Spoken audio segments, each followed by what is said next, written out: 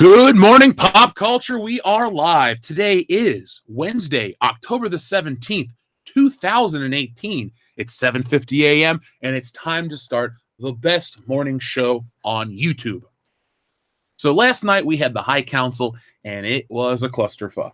Why? Well, YouTube went down, and we're going to be talking about that in a moment, as well as a few other things. And we're doing a first here.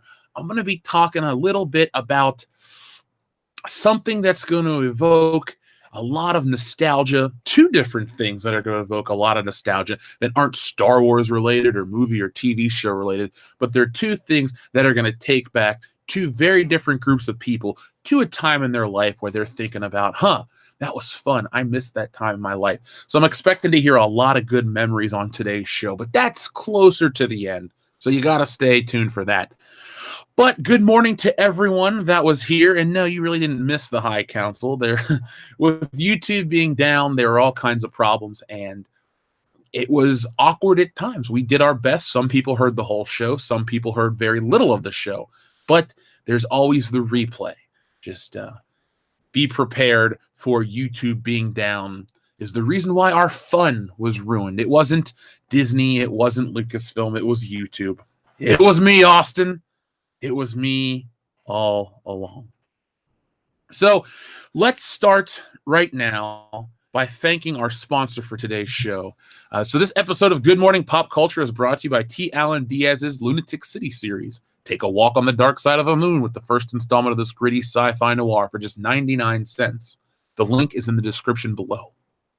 Also, there's a link in the description below for Good Morning Pop Culture's own channel. So let me check out where the numbers are for that right now, and I'll tell you guys. So as I said on the High Council last night, and as I keep saying, we're going to be moving Good Morning Pop Culture to its own channel. Why? So we can continue to build this community and give these people, you guys, what you want, but also the people who subscribe to world-class bullshitters who like the single release videos, they can get what they like as well. So it's a win-win for everyone involved. Nobody loses. All you got to do is click over to Good Morning Pop Culture.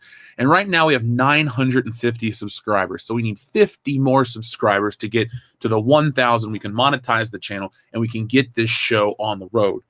I have the link in the description below. So if you guys could click there and subscribe, that'd be great. I'd appreciate that. And that way we can continue this and have fun every morning. And like I said, everybody's a winner. They say there's a no-win scenario. Well, this is a win-win scenario. You get the same show, and everybody else gets the videos they love. Now, speaking of love, let's take a quick moment to check out my labor of love, Stealing Solo, a Captain's Parody. So as we speak right now, Stealing Solo is at $40,771, raised by 10,040 backers. Excuse me. So on Monday, it was at 999. I'm thinking to myself, oh man, this is going to be it. This is it. We reached the goal, and we've blown right past it. So now we have 1,040 copies sold. So some people would say, Jeff, that's a great achievement. I say, yes, it is, and I'm very thankful. But let's shoot for a little more. So while it sounds like a crazy amount, if everyone out there that still hasn't picked up their copy picks one up, it sounds like a lot. We need $8,239, but $29, excuse me. But that will get you Anthology, the book. No longer an ash can edition, just a regular comic book. It won't be recolored or relettered, but you'll get the full effect of Anthology. So tell everyone about it. I'm going to be posting Stealing Solo links throughout Twitter, throughout the day. Just retweet it for me. Let everyone know, because I know superfan Adam Shawhan can't afford to buy another $10,000 worth of books. He bought the first $10,000, and that's fine. Thank you, sir. But I don't expect you to buy the next 10. But yeah, Stealing Solo has been a huge success, and I'd like to thank everybody again. I'd like to thank everyone that picked up a copy. I want to thank Ethan and Jeremy, who have always supported me and helped me spread the word as well. So this is the final week. We're in the final 4 days. This Saturday night, Cinderella just disappears, and there's no glass slipper to come find the copy of this book. Harrison Ford will have escaped from the basement, and the story's over. So thank you to everybody, but make sure you guys, grab yours before it's too late. And we have a super chat from our good friend Brandon Moist. Morning, Jeff. Can't wait for our Walking Dead live stream in a couple of weeks. Gonna say it now. I'll be the moistest stream yet. Well, Brandon Moist, I don't know if we can have a moister stream than your own episode of World Class Bullshitters where you hijacked the show, out of love. I was going to talk about The Walking Dead and its all-time low ratings this morning as a joke. Maybe if we run out of things to talk about, I will bring that up. But The Walking Dead is in a shit place, and I hope the folks out there listening right now realize I don't like the show. Nick does not like the show. Kendo does not like the show. And Brandon Moist, well, I hope you love us enough to not get triggered when we rip into the show for the 90 minutes that you're on the show with this show with us. So that is a Patreon perk for our friend Brandon Moist. If you'd like episodes like that dedicated in your honor that you appear on, well, join our Patreon page. And if you're already a patron, tomorrow you are going to get your They Live commentary. It's already uploaded. It's pre-uploaded. So tomorrow at noon it goes live. Since there won't be a live episode of World Class Bullshitters for you guys to enjoy, take this as your after-hours entertainment. So as always, thank you to everybody. We also have a super chat from my hostage, Harrison Ford. Last night's High Council sucked for #MeToo. Nick and Dion put on Back to the Future 2 again during the YouTube blackout. Just let me watch part 3 already. Oh, my God. I love it, man. Harrison, I'm so sorry you didn't get to eat for a couple days. I'm sorry about the wrench. I'm sorry about so many different things that have happened to you in our basement. But like I said, I wasn't responsible. Please remember me in court as the guy who did not do any of this to you. That's all I have to say. So it's time to start this morning's show because we're we're actually on record time. We're well past our goal numbers. So let's start talking about the episode title, The Mandalorian. And here you go. Here's the title card that we made for World Class Bullshitters 2 weeks ago. Now, this news comes from comicbook.com/Star Wars, so that's reputable. Actually, it's not that unreputable. It's just, usually they post bullshit. But I found this article interesting because listen to the wording. Star Wars, Lucasfilm reportedly relying on The Mandalorian to revive interest in the saga. So if this pro-Last Jedi website uses the phrase to revive interest in the saga, by their own admission, interest had been lost in the saga. It's been lost for me. It's been lost for countless others. But The Mandalorian is going to bring us back. It's almost like they know. They know that The Last Jedi killed interest. And The Force Awakens got a bunch of people in on nostalgia. And Solo got nobody to watch it. So it's little bits of information like that when you can tell that their guard is down and they're not bullshitting you anymore. But this is what it has to say. The state of Star Wars fandom is currently complicated, to say the least, leading Lucasfilm to seemingly struggle to determine the best way not only to appease the many fans as possible, but to push the saga in new directions. Recent reports regarding the license that Lucasfilm is seeking its upcoming live-action Star Wars The Mandalorian series could confirm they expect the show to become a key to reviving excitement about the galaxy far, far away. According to The Blast, Lucasfilm recently filed a number of trademarks for toys, games, handheld units for video games, books, school supplies, temporary tattoos, clothing, and footwear. While all of this merchandise has often been emblazoned with Star Wars branding to celebrate past projects, the series is likely a year away from debuting, with these trademark applications likely hinting at the promotional campaign that will start before the series debuts. Given the mixed reactions to the Star Wars offerings of the past few years, with Star Wars Episode 9 still 14 months away, The Mandalorian could get Lucasfilm's fan base back on track. Dating back decades and most famously kicking off with the release of the prequel films, Star Wars fans have always been passionate about the saga, no matter whether they love or hate elements of the series. Star Wars The Force Awakens and Rogue One weren't universally loved by fans, but both saw more positive responses to the films than the prequel trilogy, captivating audiences with adventure and excitement. The release of Star Wars The Last Jedi, on the other hand, wasn't entirely the success the studio was looking for. Audiences might have not been as mixed on the film as its predecessor, but certain subsets of fans, there you go again, focused on sexist, racist motivation for their critiques, which inadvertently lumped all critics of the film in with hate groups. A number of fans versus critics of the films are debatable, but the detractors are undeniably the most vocal, making the entire fan base feel more toxic than ever. Oh my God. Well, the leader of the Toxicity group has been fired, comicbook.com/Star Wars. So there you go. 6 months after The Last Jedi's release, Solo, a Star Wars story, hit theaters, and while it still took in hundreds of millions of dollars, it didn't live up to the financial nor critical expectations, failing to win back the fans who were turned off from The Last Jedi. Following the relatively successful response to Rogue One, The Mandalorian could be the first opportunity Lucasfilm has had in 3 years to deliver audiences something to please fans new and old alike, while also being the first live-action series in the Star Wars universe. Stay tuned for more details. All right, so let's break this down as we always do, world-class style.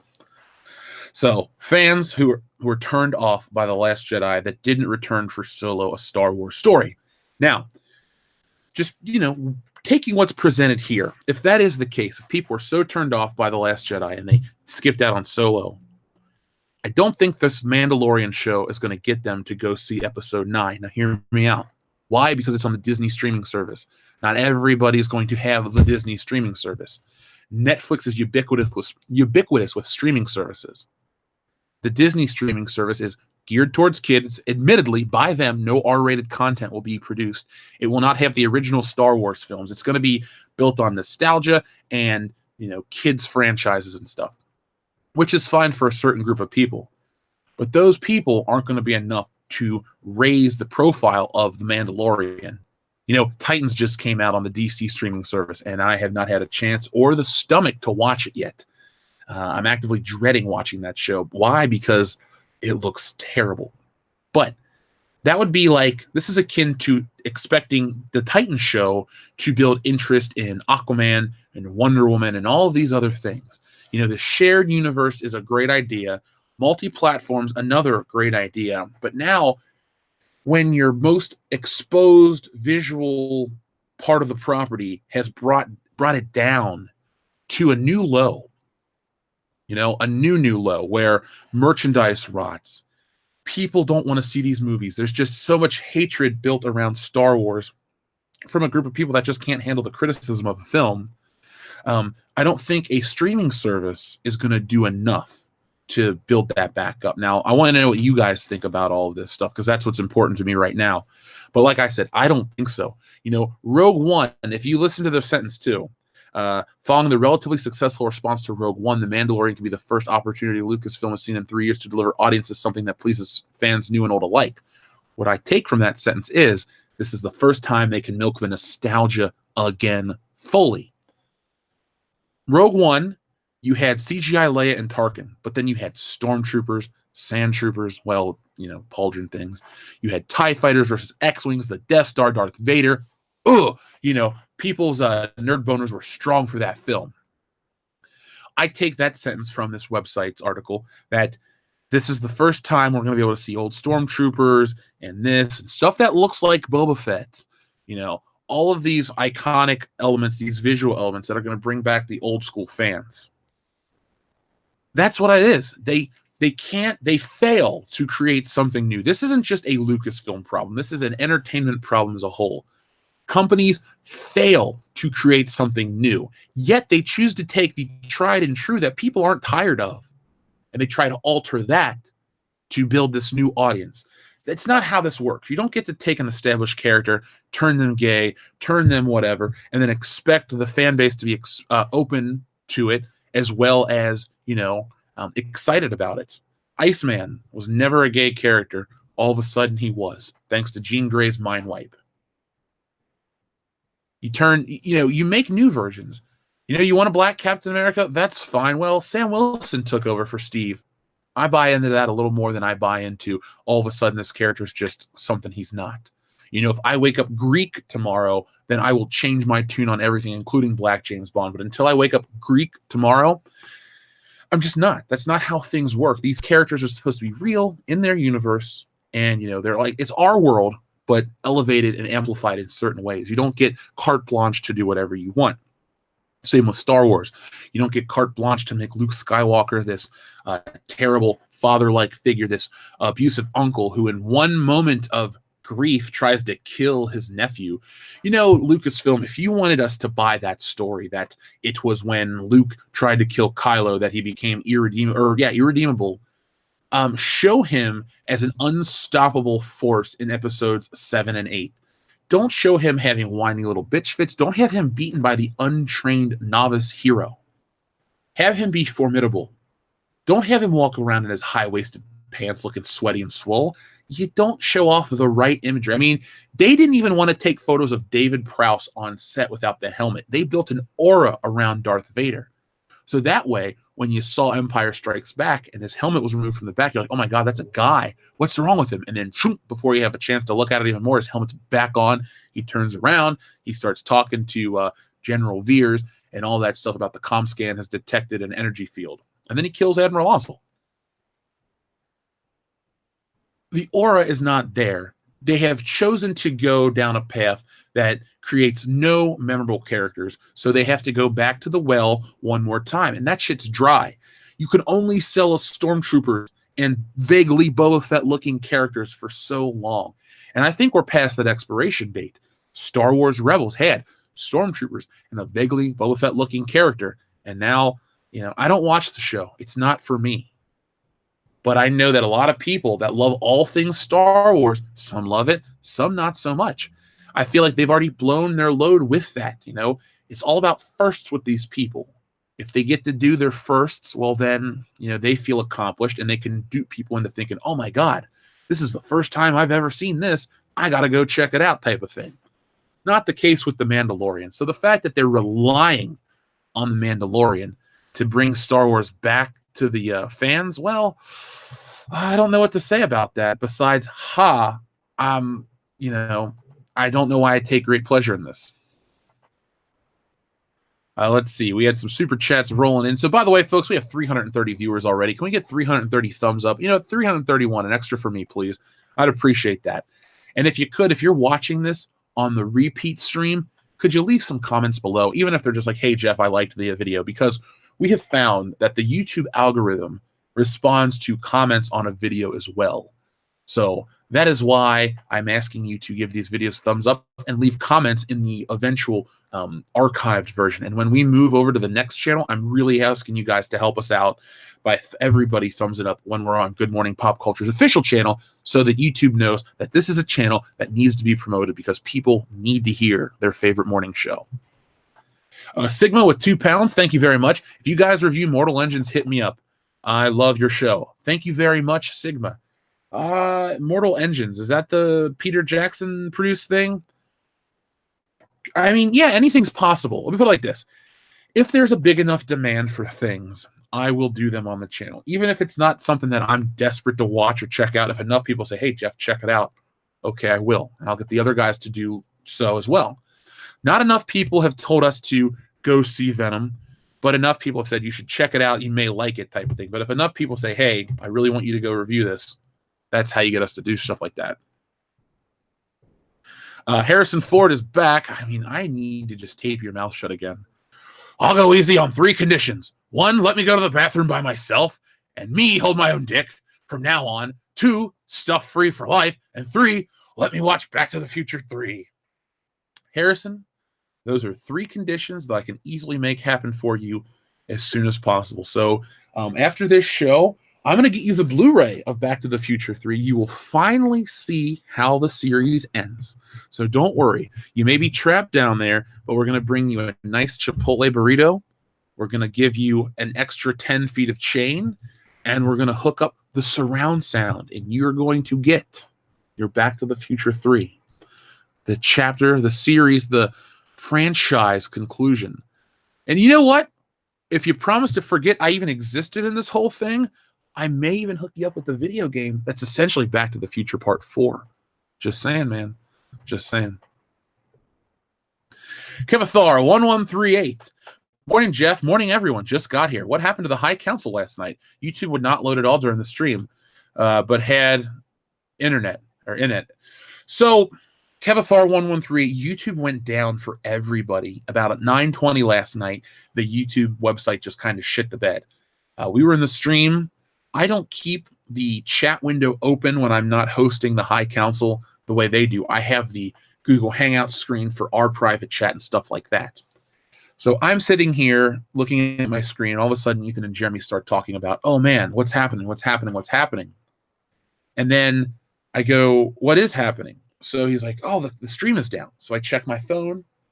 My YouTube app is not working. I start to check Twitter, and then I see that YouTube is down for everyone. So Kevithar, that's what happened last night. YouTube just crashed for about an hour and a half or something. That's why the High Council went so long, because we, it kind of fell apart due to YouTube. At first, we thought our channels got shut down, honestly, because we thought, all right, they were waiting for us to all to get together, and then boom, it's done. No, it didn't happen like that, thankfully, because we're not really breaking any rules on YouTube at all. But that's what happened, man. So I'm glad that you guys are here this morning. I'm glad it got fixed. I jokingly said last night, oh, I have an excuse not to do this show.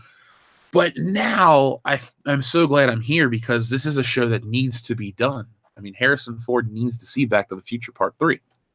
So, Kevithar, that's what happened. Next week, it's here on World Class Bullshitters. Hopefully, there's no more YouTube breakdowns, and we'll be able to have the smoothest show in history. Billy Ritchie, thank you very much. It was better off keeping Jean Grey dead. It was better off keeping Jean Grey dead, because I'm reading X-Force, where she comes back, and X-Man, Scott Summers, Cyclops, got married to a woman named Madeline Pryor. They have a baby. It got too dramatic, and now the X-Men is a little harder. X-Force is a little harder to read. Let's see. We had another super chat roll in, a very, very generous one from our friend Michael Rodriguez. Thank you very much, Michael Rodriguez. Morning, Jeff. Star Wars Theory low-key talks shit about a small Star Wars YouTuber like you guys in the name of uniting fandom, and Star Wars only piled on. I think he's full of shit and trying to be nice about it. Thoughts? Let's see. That's fine. My ego is not pinned to this channel. So, like I always say, in the words of my hero, The Rock, just bring it. You want to talk shit? Just bring it. But, I'm not afraid, and I'm not worried, because I'm a growing channel too. You act like we've all stopped growing or we're dead. No, what people like Star Wars Theory, who want to talk shit about us, and the funny thing is, they want to talk about uniting the fandom. We're uniting the fandom. Because we don't kiss Disney's corporate ass does not make us wanting to tear Star Wars fandom apart. We're a group of people who are dissatisfied with it. So if anything, we're keeping Star Wars alive for these people. Lucasfilm can look at the good PR optics of a Star Wars Theory and all this other stuff and go, or wait, is it Star Wars Explained? Who's the one on Wikipedia? That's all I can say. Who's the one on Wikipedia? I don't know these channels. I don't watch them. My point is, imagine you're like me. You're pissed off. You don't like the Star Wars movie, so you just stop watching them. You don't buy the shit. But you find this channel, this community, a group of people who are equally pissed off, but you know what? You keep Star Wars alive. You go back and you buy the old Legends novel, the original printings, not the new ones. You go pick up old Hasbro toys from the pre-Disney days. You do all of these things to, keep Star Wars alive. So when they do fix it the right way, then you'll go back. If you just completely leave, you may never return. So we've kind of kept Star Wars warm for people. There's more memories. People remember it being a certain way, a good feeling, and then they'll come back when when the time is right. The time is not right now for some people. Solo, the time wasn't right. Resistance, the time isn't right. The Mandalorian, the time is not right for some folks. But there will come that day. Maybe it's after episode 9. Maybe it's the Game of Thrones stuff. But this community keeps it alive for people while we celebrate what came before. We did watch parties for the original trilogy. I'm on my second run of watch parties for the original trilogy. I'll put it like this. If there's an audience, I would rewatch the original trilogy for this channel. I don't know, quarterly, monthly. Who knows? If enough people wanted it and were here, I would do it. I like this shit. We're not tearing Star Wars apart. We're bringing people that were dissatisfied together, and we're our own thing, waiting for it to get good. I don't hear these other channels say, hey, let's go to Star Wars Celebration and have a good time in the name of classic Star Wars. I hear these people saying, they're going to go cause problems. You're making shit up so you can get the scoop. See, if anything, the High Council community, the channels, the three of us, all we've done is expose the hypocrisy of the people that we call the sycophantic, yes men to Disney, the Rick McCallums to the Disney George Lucas, if you understand that analogy. We've exposed a lot of those things, now they talk about shilling in all these articles. We're not shills. We don't do that, this, that, and the other. People are being held more accountable because our videos get people talking. And you know what? It's good for us. It's good for the community. It's good for the consumers. I like our friend Sketch Therapy says, you always have my wallet in your best interest. I do. I don't tell you guys about shit if I don't think it's worth your time or money. The thing I'm going to be talking about, the little nostalgia box, it's literally a box. I'm bringing it to your attention because it's based on something that I own that I think is worth your time that I've talked about before.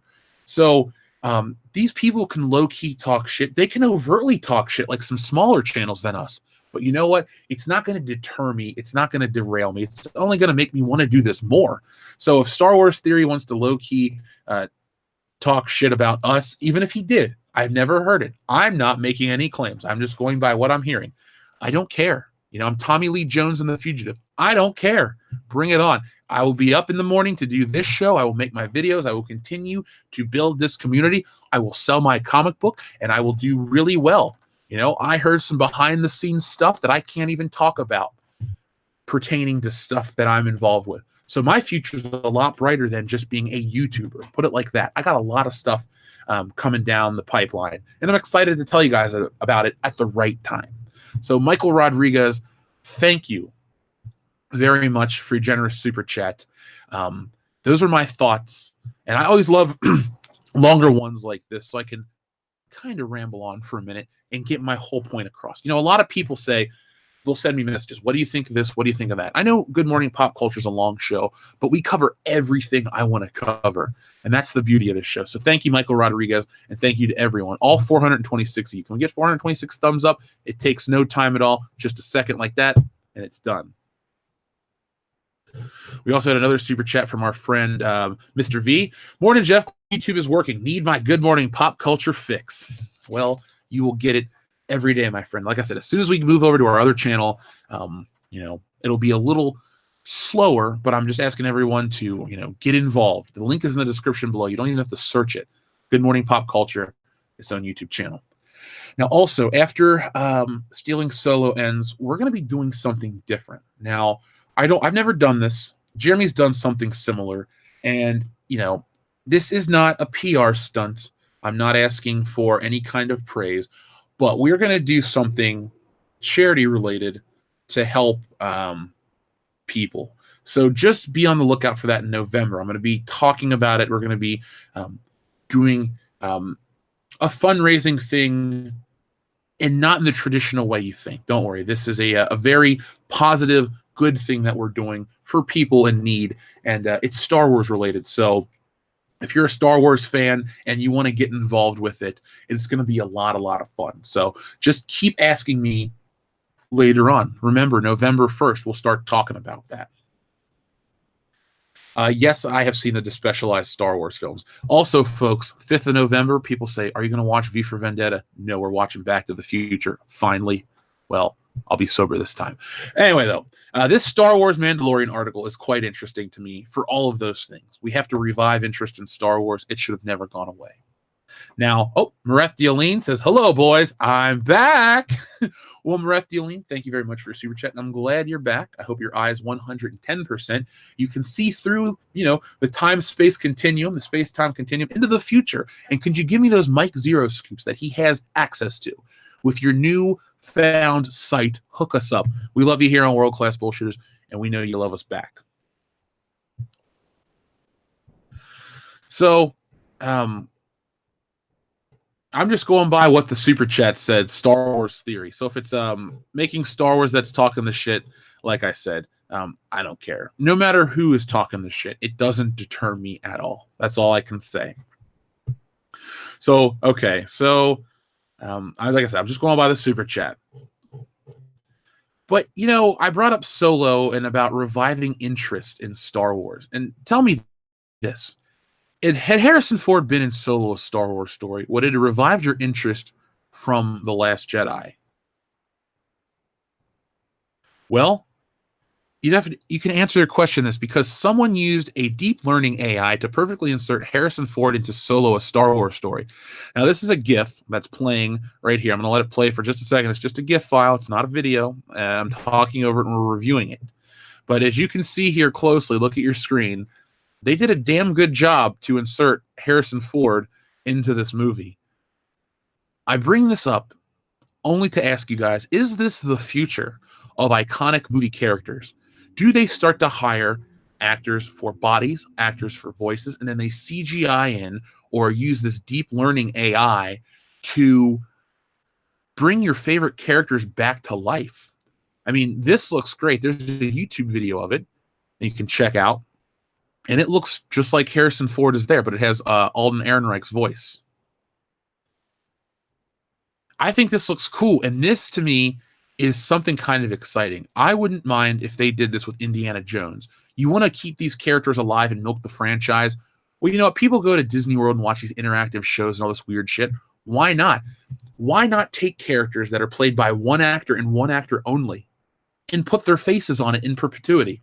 You know, let the estate get a check, do it right, and get a voice actor to match. You know, oh, maybe Harrison Ford, the real Harrison Ford, was the best 3 Indiana Jones movies. Then the 4th one was shitty, but then they CGI'd him in part 6 with so-and-so's body, and it was like he was never gone, and it was a lot of fun. I mean, you could really make these characters live forever. Alden Ehrenreich, Alden Ehrenreich is the prime example of why sometimes a long-running character should never be played by another actor if only one actor has been associated with them. Much like Bruce Willis in Die Hard.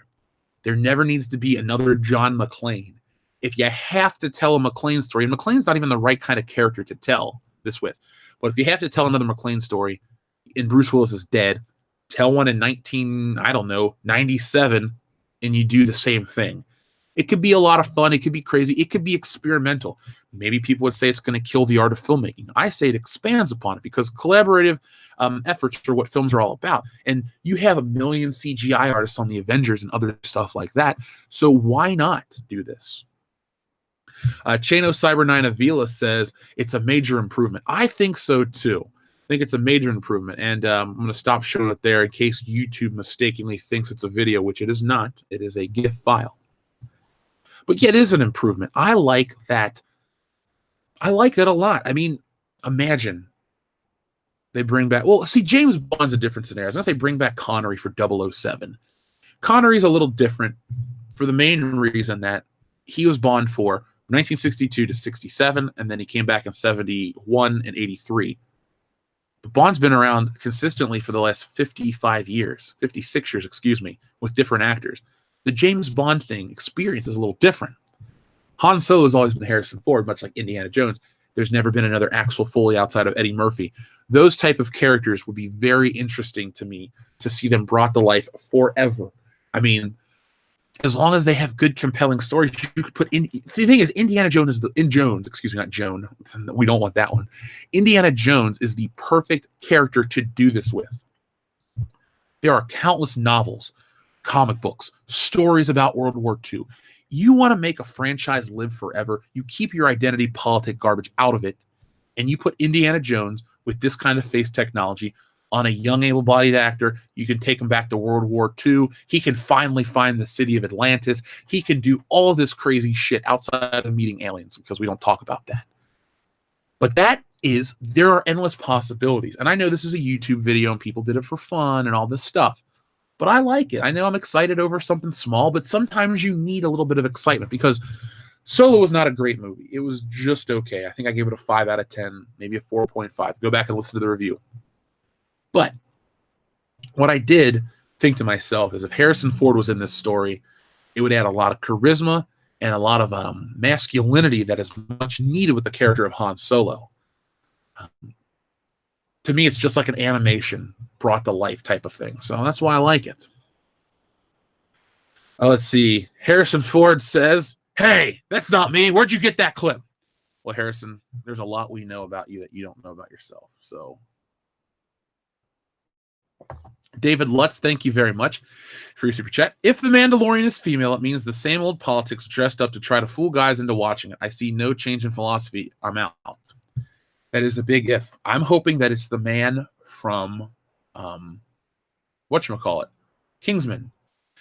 I'll tell you this, where I'll go nuclear on this. If that is a woman in The Mandalorian and that the Pablo Pascal guy is chasing after her and like he's like a, he's a bounty hunter type of thing, if that's the story and she's the Mandalorian and they built it like that, then it is the same shit.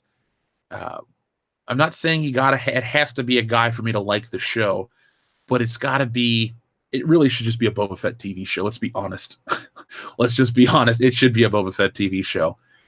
But David, if they pull that same crap, the Hucklebuck, as Kendo Slice would like to say, then I could see the anger and the resentment from the fan base.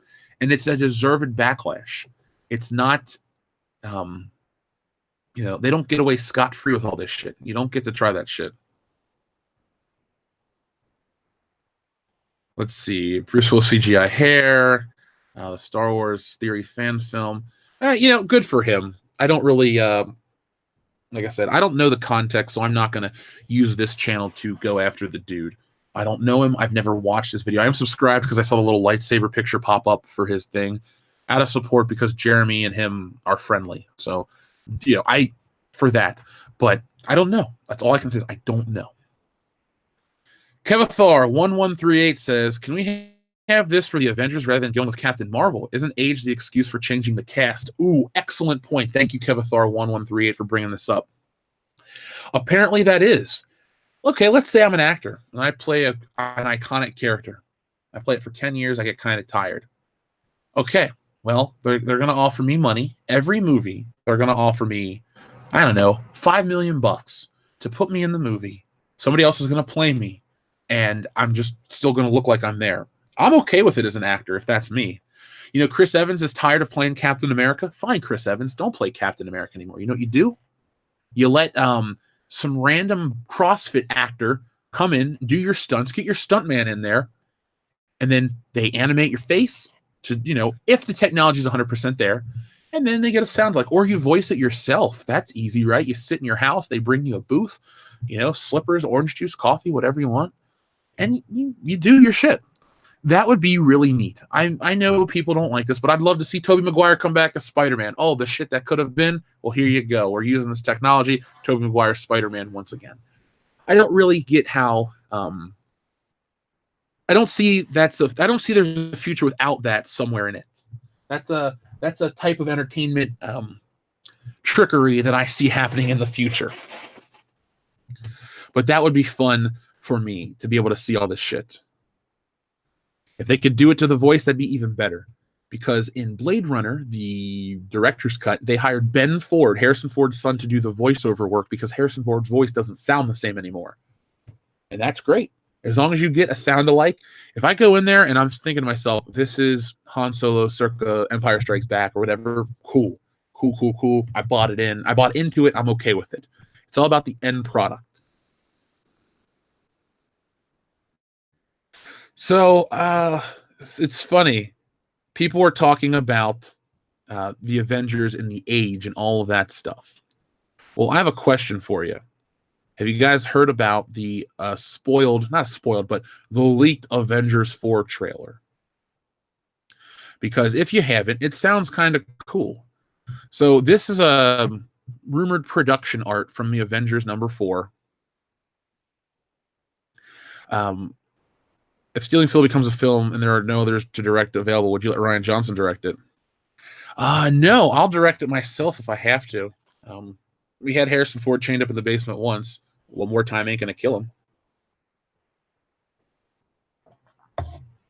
So the Avengers 4 trailer has leaked. I'm going to tell you guys a little about this. Now, this is all a rumored leak, so take it with a big grain of salt, an aspirin, like a hockey puck. So the trailer starts off showing the damaged Infinity Gauntlet in a field on the farm planet, or on a farm planet. As the camera focuses in on the gauntlet, we hear Tony's voice. We were destined to lose. Epic music score starts. The Quinjet is shown landing on a Wakandan wasteland as we hear Steve Rogers say, "We've come so far."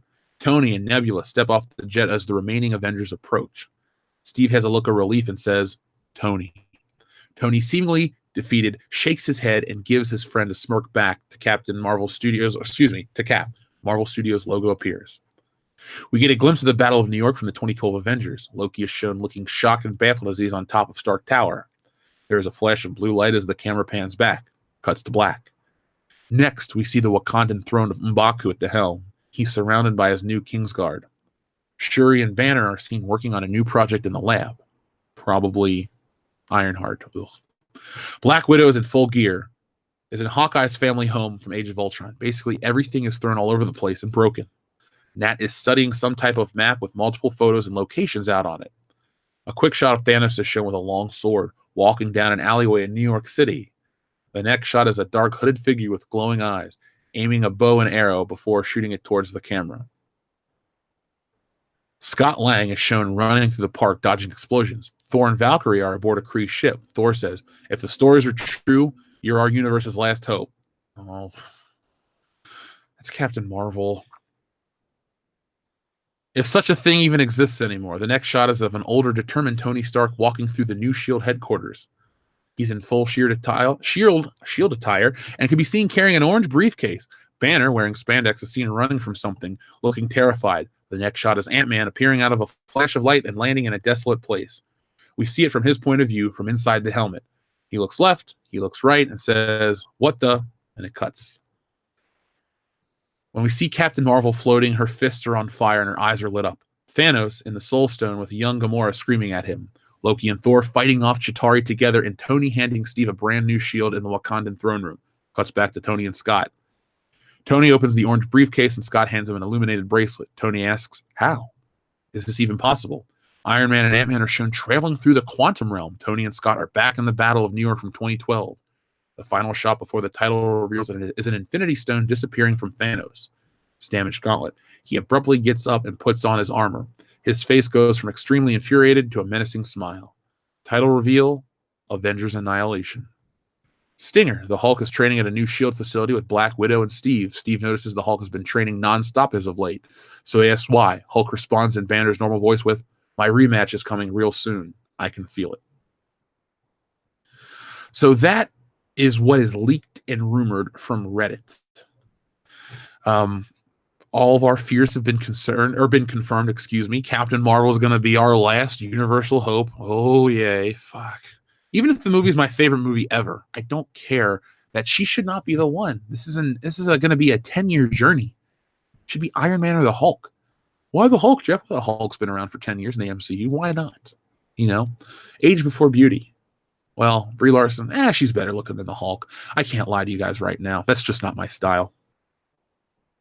So that was found over on ScreenRant.com, which got that from Reddit. So that is not my interpretation. That is not my idea of what could be. That is straight up what I found on ScreenRant.com. The article was posted 3 days ago, but I hadn't had a chance to read it because we had all this Chuck Wendick news. And yeah, I called him Wendick. Excuse me, that was a mistake. But what do you guys think about this? I know a lot of people are like, Marvel fatigue, Venom, Star Wars. Fine, you guys have the right to feel however you feel about this shit. But I'm holding out hope. Like I said a moment ago, this is 10 years for me. Dion and mine's entire friendship has been built around the MCU. Yeah, if the MCU didn't exist, we'd still be best friends. But the beginning of the MCU is the beginning of our friendship, and it's been something we've lived through. We've always known it. And while we're going to be sad to see it go, we're very excited to see the climax, the finale, to see how it all goes down.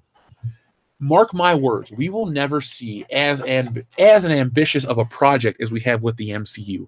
Massive billion-dollar crossovers. They're done. Why? Because studios are going to start to compartmentalize. They're going to take their streaming services and they're going to put everything here.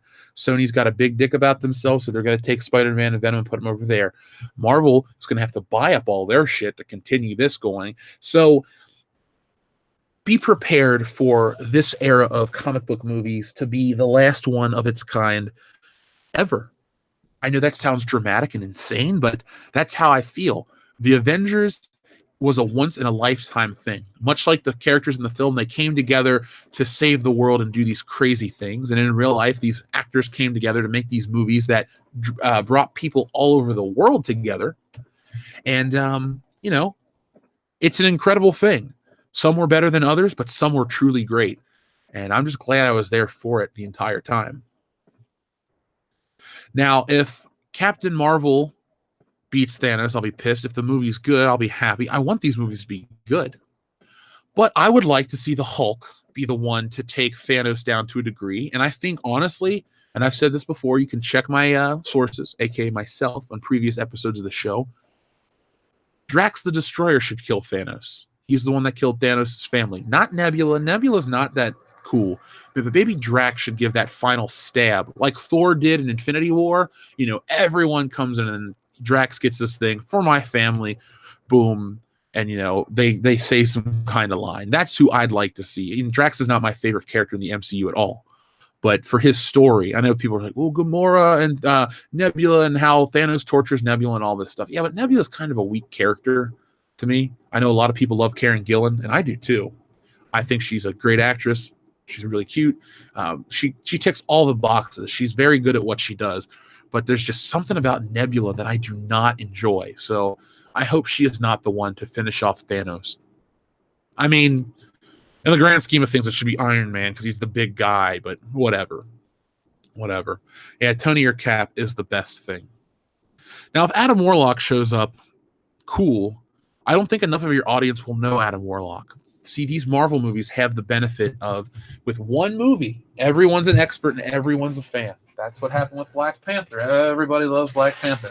He is everyone's favorite superhero. He's the most important, blah, blah, blah. That's not the case. Chadwick Boseman did a fine job, and I have nothing but respect for him in the role of T'Challa, but the other parts of the movie were just less than amazing, if you catch my drift. So that is basically the Avengers spoiler news. I wanted to know what you guys thought of that. Like I said, I didn't make it up. This came from Screen Rant. This came from, I think, Reddit is where people are talking about this. And we'll see if it's real or not. How do you take away Aquaman's thunder? You put out an Avengers trailer in front of it. How do you take away Venom's thunder? Well, you just put out an Avengers trailer before it comes out and people forget about it. But I'll tell you this. For as excited as I am about Avengers 4, as if it's Annihilation, whatever it's called, I'm more excited as of now in the current time for the new Halloween flick, which will be out technically tomorrow night. But all the guys and I don't get a chance to see it until Saturday. So for those who get to see it, like our buddy Dayton Pfeiffer, don't tell us about it and wait till Monday or Tuesday for us to tell you what we thought about it. Maybe we'll do a live stream after our theater going experience and we'll walk around the levee. Maybe we'll do that. How does that sound? That could be a lot of fun. But yeah, Avengers 4, cool. But I do think the MCU goes down afterwards. After the climax, you need a rest period. You need these smaller flicks. That's why Spider-Man's going to be its own little thing. That's why I don't even know what comes out after Spider-Man. I'm lost. Guardians 3? Is that happening?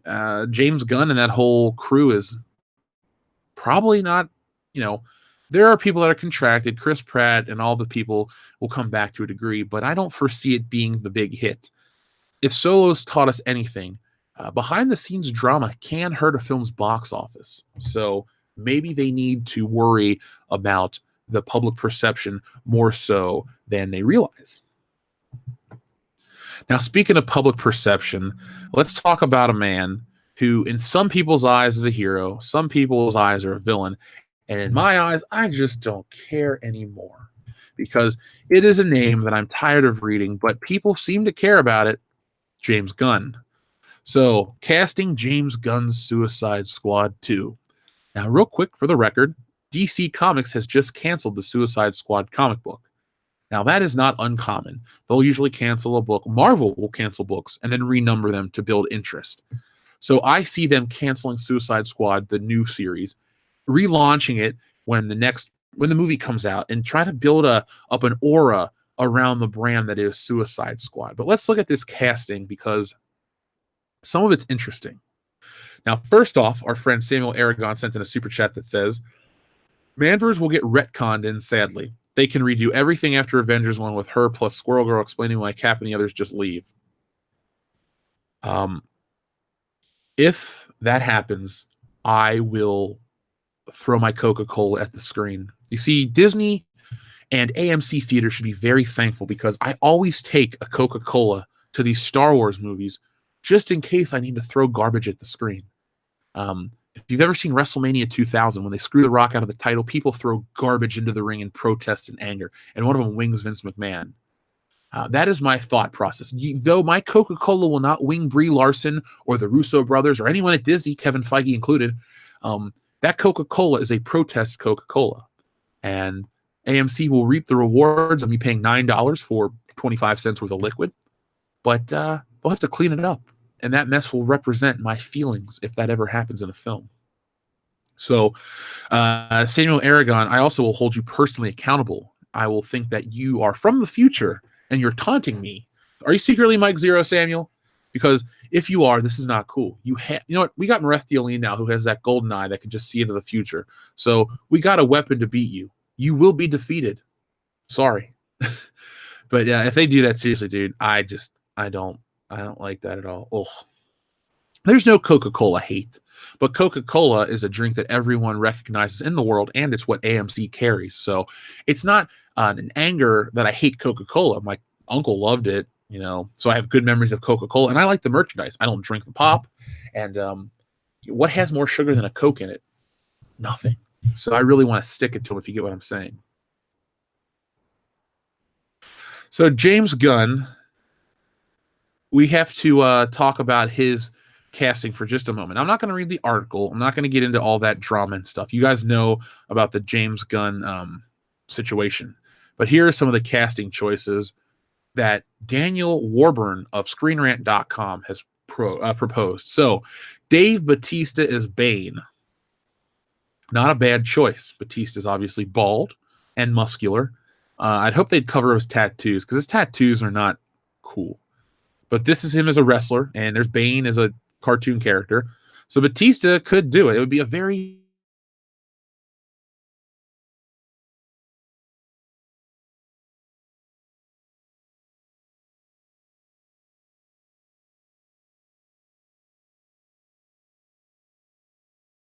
Michael Rooker as Jonah Hex. Again, I don't think he should be in the movie. I think this is Darwin Cook artwork right here, so rest in peace, Darwin Cook. You know, Michael Rooker would be great. I like Michael Rooker as an actor. But again, I don't feel like this makes sense in terms of what the Suicide Squad is trying to do. Christina Hendricks is Poison Ivy. Yes. Yes. I don't care if she fits in the movie. I don't care. Yes. Yes. Nathan Fillion as Dr. Light. I think Nathan Fillion belongs more in a Marvel flick. Wonder Man, whatever they want to do. I think they put him in Guardians 2 as Wonder Man on a movie marquee poster, something like that. Stick with that. His type of sense of humor works with that. People wanted him to play Green Lantern back in the day. I still think he could pull it off.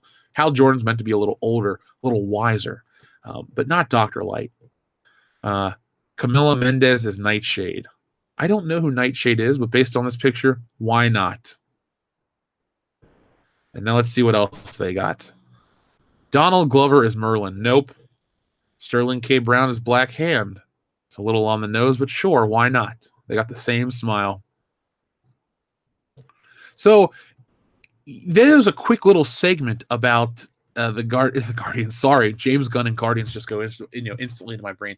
But James Gunn in the Suicide Squad, if he's actually going to make the movie, direct it properly, I guess we'll go with that for the casting. Well, I'm looking at Dong Lover. I don't look at Dong Lover. I'm looking at Christina Hendricks, but I won't. I'm not excited for Suicide Squad 2. It would be disingenuous for me to say, hey guys, I loved Guardians 2. I can't wait for Suicide Squad 2. No. This is DC we're talking about. They can't even make a fucking Superman and Batman movie right. The two of the easiest things. You know, it is sad when a cartoon movie that is basically 3 episodes from Superman, the animated series, get the Batman-Superman dynamic better than anything that's ever come before or after it. You got the wrong people out in Hollywood. You needed a Paul Dini and a Bruce Timm to work on your shit. You needed to build your universe right. You needed to build it up with an Iron Man-like film. You went with Man of Steel. You tried to start with the Avengers, and it just didn't make sense. So thank you, DC, for killing my interest in some potentially amazing films. Voorhees 67 is back. Thank you very much for super chat. For the marketing and unbelievable hype and universal praise for Black Panther, you could have easily mistaken the movie for Dear White People. Oh my god! And that's the show that had a Netflix. It got a Netflix series, right? And it kind of pissed people off. And then people were like, well, if you're the type of person that gets angry at this, well, then maybe you should be angry because you're the problem. That logic falls flat on its face. But yeah, I get that. I think Black Panther has fallen off the face of the earth quicker than people would have thought. It's still there. It's still made its money. We can't deny it. But, years ago, maybe this is just the society we live in terms of the disposability of our entertainment. Stuff comes out and it goes away quicker. It's like when Spider-Man 1 came out, the hype was real. And then people were still talking about it all year over Star Wars, over all this shit. Then the DVD hit and the video game came out before the movie. And then it was just all like, even in 2003, people were still talking about Spider-Man, And then number 2 came out in 2004, and it kind of kept going.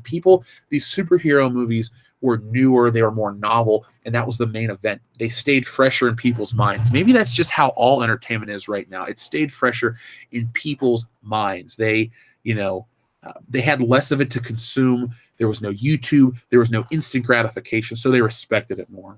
Things just disappeared. Things just disappear nowadays.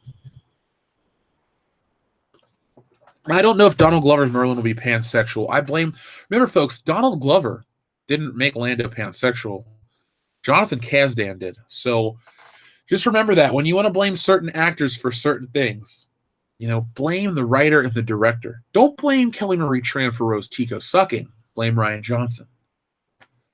Don't blame Ahmed Best for Jar Jar Binks sucking. Blame George Lucas. You see how it goes? These are people that are just hired to do a job. They're a hired gun, no pun intended. You look this part, you can act. Say these lines, get your paycheck. Here's your royalty check for the action figures I make of you. So just remember that, folks. Just remember that. Gun Suicide Squad will probably be like Joss Whedon's Batgirl film. Won't happen. Let's hope it never happens. I don't want to talk about. I don't like Joss Whedon. I know a lot of people go, how do you not like Joss Whedon? Buffy's great. Angel's great. This is that. Fine. Again, guys, just because you like something doesn't mean I dislike it or have to dislike it. You know what I'm saying? We can have differing opinions, but we all come together because we enjoy entertainment and we want a good, positive time when we talk about entertainment. That's what this show is. Now, I want to take you back for a moment to a simpler time to bring back some good memories. Over the weekend, I told you guys that Phil had me over for a video game tournament, and we had a fun time, and he had like 10 or 15 people over. They brewed me my own custom beer. It was like a pre-birthday party. So again, a shout out to my buddy Phil. Fantastic time. It was very, very nice. I had a good time, a great time, and I can't wait to actually turn 30 this weekend. But over the weekend, we played the PlayStation 2, and it had, it's funny. How they say like a smell brings back a million memories. Like I can smell something and I think of like, oh, this girl from high school or this, that, and the other. When I held that PlayStation 2 controller in my hand, with the cord and the thickness of the controller, I was like, man, I feel like it's 2001, 2002 all over again. I'm back in grade school. World was different. And I was just, I was feeling it. I was feeling, man, the PlayStation 2. And I was playing Tony Hawk and I was going back and having all these great memories. And I thought to myself, man, I really want to play this, but I can't. My PlayStation 2 was stolen. It's modern TV technology. We can't do it.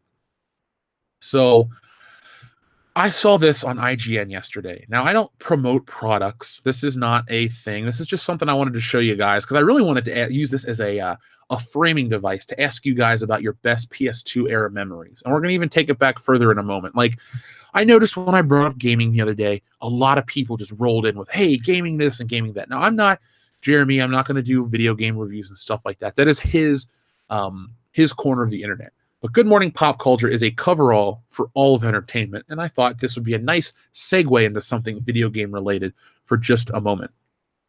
So this is a PS2, PS1 HDMI cable pre-order. Now, like I said, this is not a thing that I'm trying to get you guys to buy. I bought it because I'm going to review it for the channel.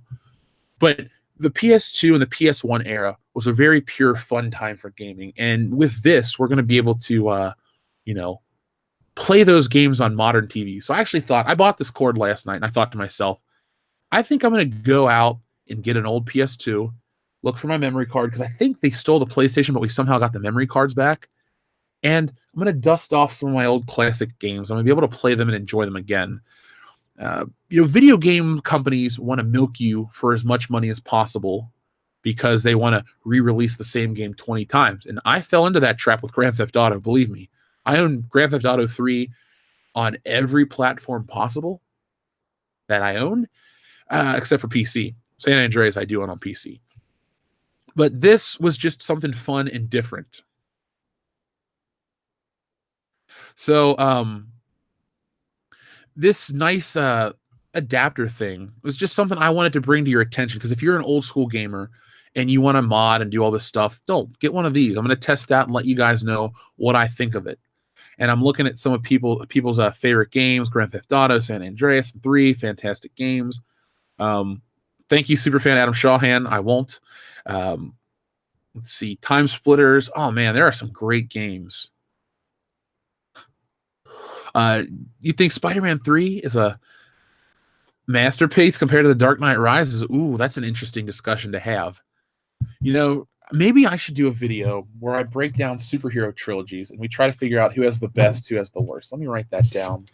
That's a kernel of an idea for the World Class Bullshitters channel. So, a superhero trilogy. Beatdown. There you go. Man, lots and lots of good PlayStation 2 memories. Let's see. Observer Dude, thank you very much for your super chat. Do you remember Star Wars Battlefront on PS2? Yeah, my neighbor Virgil had it. He got a lot of games. I got a lot of games too, but I was real picky. I'm one of those guys, even to this day. I want to buy one game that I can play for 200 hours. I don't need to buy a bunch of different games, because I've fallen into that trap where I'll buy 6 games at once, like when I got my Xbox 360 when I turned 18, and I didn't know what to play. So I ended up playing Saints Row. I ended up selling the other games, including, what is that game? Dead Rising. So I try to do one game, and put in a lot of time. Can I drop the link? Yeah, sure. Give me a second. Like I said, this is not a sponsorship deal. I'm not trying to sell you anything, but I do try to bring attention to stuff that I find worth your time.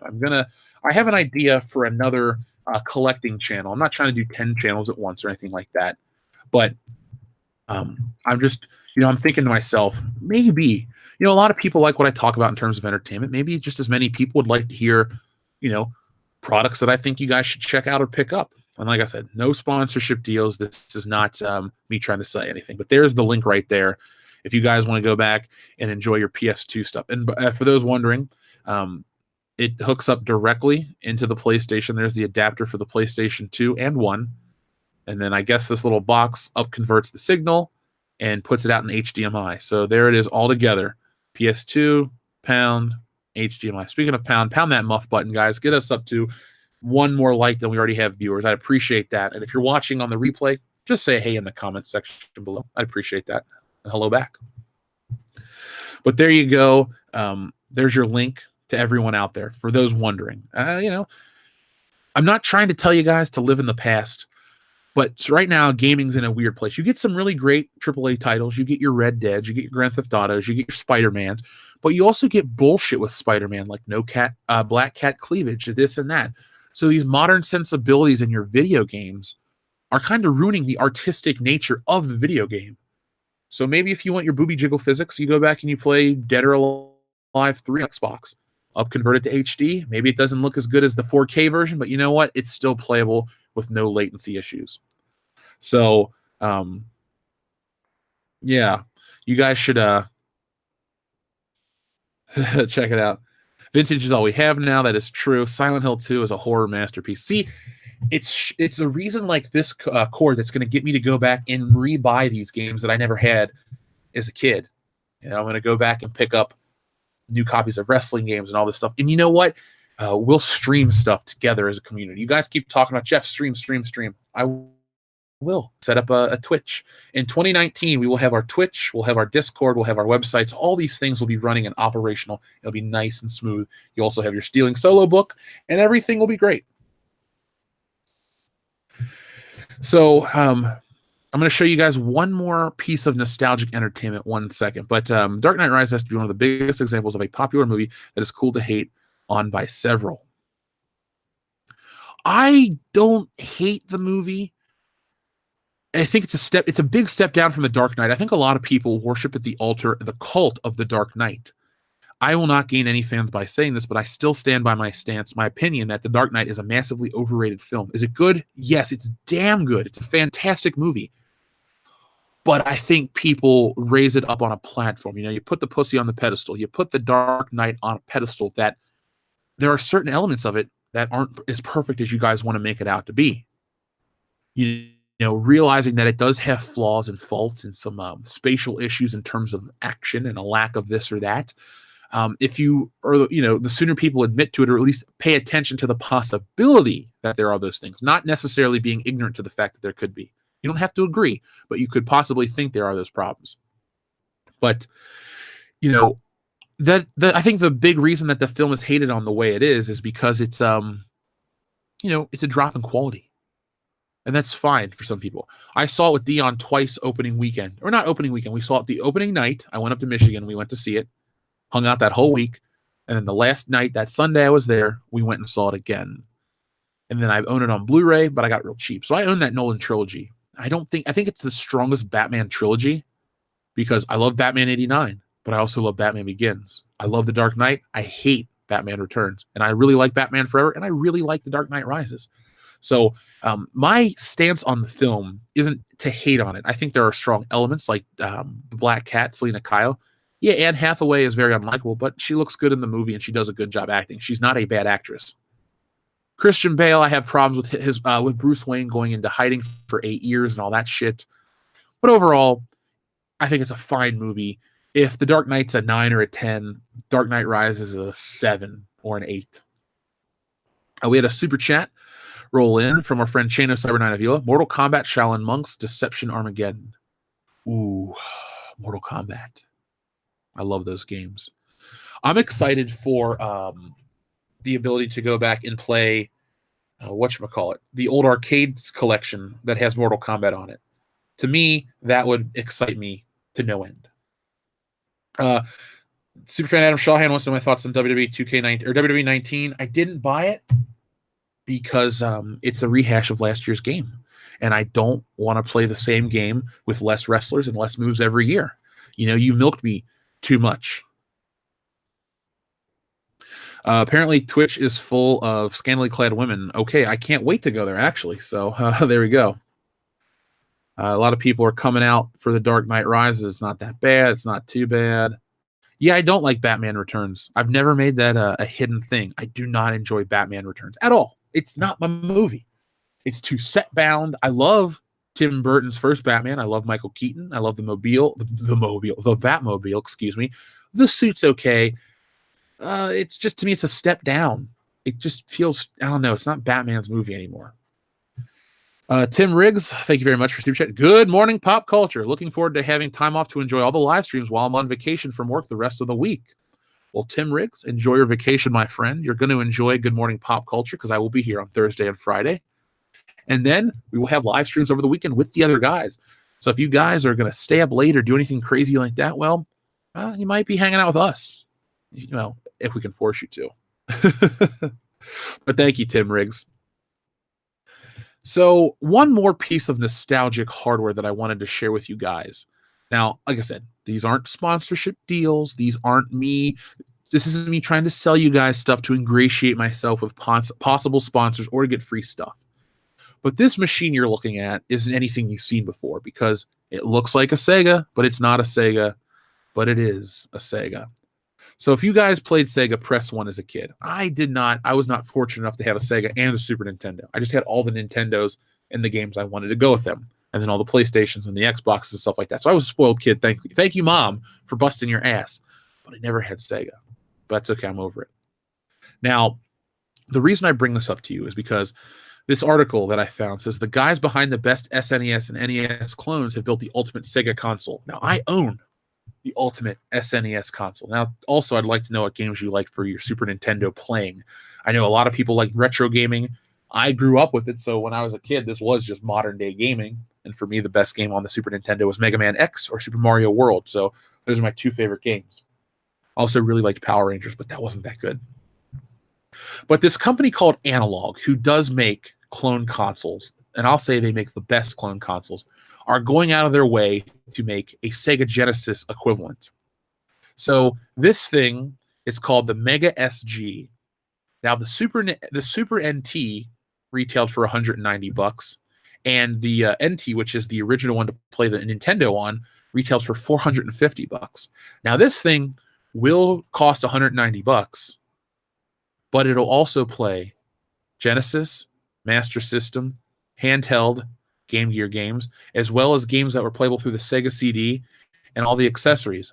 You'll need to get adapters for those, but you'll be able to play all your Sega Genesis games out of the box. And this game system will be able to support original Sega Genesis controllers. But if you did like me, you can pick up through a company called 8BitDo a new controller, a wireless Bluetooth controller. So this is the ultimate way for you guys to experience your old school gaming on modern TVs. I mean, this is better than your emulators, your ROMs, all this stuff. You know, get yourself these kind of systems and a new TV and a controller, and you can live through all these eras of gaming right now. And it's, you know, it's like the best time to be a gamer. It's the best time to be alive. All these things are at your fingertips. And I just wanted to bring this to your attention, not because, again, I'm not trying to sell you this thing. You know, I don't see anything. I'll buy one for myself. That's it. But I do own the Super Nintendo equivalent, and it is a damn good product. You know, it's high end, and if you want to see these games look incredible, like you've never seen them before, put it like this: play these type of games on these systems, and it'll be like you've never played them before. And here's what they look like with all the different colors and all that fun stuff. So this was just something I wanted to bring to your attention. So there it is. If you like Sega, if you grew up with it, if you didn't grow up with it, awesome. But like me, you know, this will be a first time, and I'm excited for it. Trencher 1375, thank you for your super chat. Poor you, Sega had Golden Axe. Now, it's not to say I haven't played Sega. I'm not saying I just didn't own it. So when it was new, I got to watch all those commercials as a kid and be like, oh, what's blast processing? Sonic is so much cooler than Mario and all this stuff. And then after the commercial hype died down, I went back and I played my Super Nintendo and had a good time. But maybe I'll get this for myself as to recapture the childhood, the element of my childhood I never had. Okay, so we're getting a lot of great Super Nintendo games. Yeah, Super Metroid's great. I love Castlevania. All games that I, play. Let's see. So we got somebody that's working and lurking. Good morning to everyone out there. Never got rid of your Dreamcast. I never got a Dreamcast. $99.99 was the day that came out. I wanted one, didn't get one. That's okay. I lived. I got a Nintendo 64, Christmas of '98, so I enjoyed that thoroughly. And then I got a PS1 in 2000, the little mini one. And then I got a PS2 and a GameCube and all that stuff the years to follow. So woe is me. Billy Ritchie with the saddest super chat ever. I had an Atari Jaguar. The kids made fun of me. I'm so sorry. I'm so sorry. Dayton Pfeiffer, thank you for your super chat. There's no message involved. It's just $2 from Dayton Pfeiffer, so thank you. So hey to everybody that's rolling in. We have a group of new people. So for those who were curious, the Mandalorian, some people are calling it the Mandalorian or the Spoidalorian. Lucasfilm is reportedly looking for it to revive interest in the Star Wars franchise. So I said that it's surprising that there would ever be a loss in interest because we're told that it's all sunshine and rainbows. Disney, Lucasfilm, everybody's so great. We're not. We're the crazy ones. We're the weird outliers. We're the problem. Well, that's not the case with this article. So it's kind of interesting to see that this is still a talking point. What can we do to bring back Star Wars to make it more relevant? So what games do I find addicting? I'm addicted to Tetris. I'll play it on the Switch some nights for, 3 hours. I could pull it up right now, but that would kill the show because I'd be like, what are we going to talk about? I don't know. I'm playing Tetris. I don't care. No, I'm working right now. You're working and lurking. I'm working and drinking coffee. So Tetris is addictive. I used to play the shit out of Grand Theft Auto like for 12 and 15 hours at a time. Wrestling games are addictive. I have my core set of games I like, but I'm also open to play anything. just not an RPG, a turn-based JRPG, because those are boring to me. Am I still making the P.O. box? Yes, I am. I am. Don't worry. I will have that. I need to print off an insurance card, and I keep forgetting to do so because I get sidetracked working on stuff. Let's see. If I have an Xbox, please check out Power Rangers Mega Battle. Is that the one that's the side scroller? Because I had that for PS4. That was fun. I beat that whole game. It wasn't great, but it was fun. Let's see. I listened to the Dion episode from last week. Perfect. Yeah, Dion went on a rant this past week. Here's the thing, guys. If you listen to the Good Morning Pop Culture, but you don't listen to World Class Bullshitters, fine. I can't force you to. But we cover almost everything in terms of like the geek sphere that you guys would want us to talk about. On World Class Bullshitters, we talked about this woman over on a Gizmodo. Was it Gizmodo? No, it wasn't Gizmodo. It was a Gawker Media website where she claimed that The Rock wasn't black enough to play John Henry. And it set Dion off. Dion got really pissed off. He got hot, and he just went and went and went. We lost monetization. We even got manually approved or disapproved. That's how hot Dion went. And it's fine. I told you guys this before. If the content requires it, monetization, be damned. The Rose Tico Tower was a joke. It needed the 2001 Space Odyssey music. Lost monetization. I don't care. Dion on his rant, he said 45 F-bombs. Lost monetization. I don't care. That's fine. You need to get the point across at times. And Dion did. So if you guys have checked it out, let me know what you think. If you thought he was on point, if you disagreed, that's fine. I'm not looking for a group of 410 people to tell me they agree with everything. We're here to have a dialogue and to have fun. I think the best discussions ever are the ones where two people disagree about something and then they talk about why and they come to understand the other person's stance. You don't have to change who you are, but you understand who the other person is better. So let's see what else we got. I'll get the P.O. box. Do not worry. I will definitely get the P.O. box because Jeremy's getting stuff in the mail. I want stuff in the mail. No, honestly, you guys want to send me stuff, so it'll just give me videos to make, and it'll just build the community stronger. So, yeah, of course we'll have a P.O. box. No, I did not watch SmackDown 1000. I haven't watched SmackDown. I haven't watched a single full episode of SmackDown since, like, the 200s, honestly. Alec Munoz, thank you very much for your super chat. Jeff, thoughts on Iron Fist getting canceled? Well, I was talking about this yesterday, Alec. I am not too happy with Iron Fist getting canceled because I thought season 2 was decent. I went to look into the scores for Iron Fist and every other Marvel show on Netflix, the Rotten Tomatoes scores, and Iron Fist is significantly lower than everything, about 30 to 40% lower. Now, personally, I thought season 1 was bad, and then 2 got better. Good enough that I was looking forward to season 3. It did kind of end on the cliffhanger. So while I won't lose any sleep over Iron Fist not getting renewed for season 3, I also, part of me wants it. I would rather watch Iron Fist season 3 than The Defenders season 2. And yes, I just said that. Yes, I just said that. Let's see. You need to have Nick start Greatest Clips of World Class Bullshitters channel on YouTube, put his editing skills to work. Oh, Nick would lump that in on me because I have all the files. So he'd be like, well, you got the files. You got to do the work. Shit. I would like to do some clips.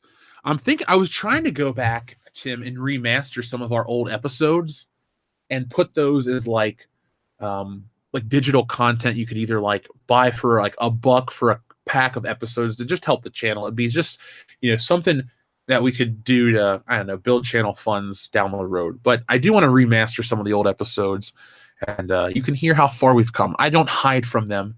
I'm not embarrassed by them, but I'm proud where we are now, and I'm even more proud to where we're going to be next year. 2018 was the best year for this channel, one of the best years of my life in general.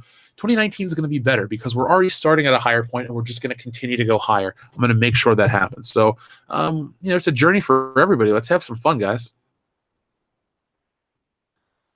Let's see. T. Allen says, "Hey Jeff, I'm sorry I'm getting here late. I've been writing since 0600 and was in the zone. I love the Mandalorians. Let's hope Disney doesn't mess up."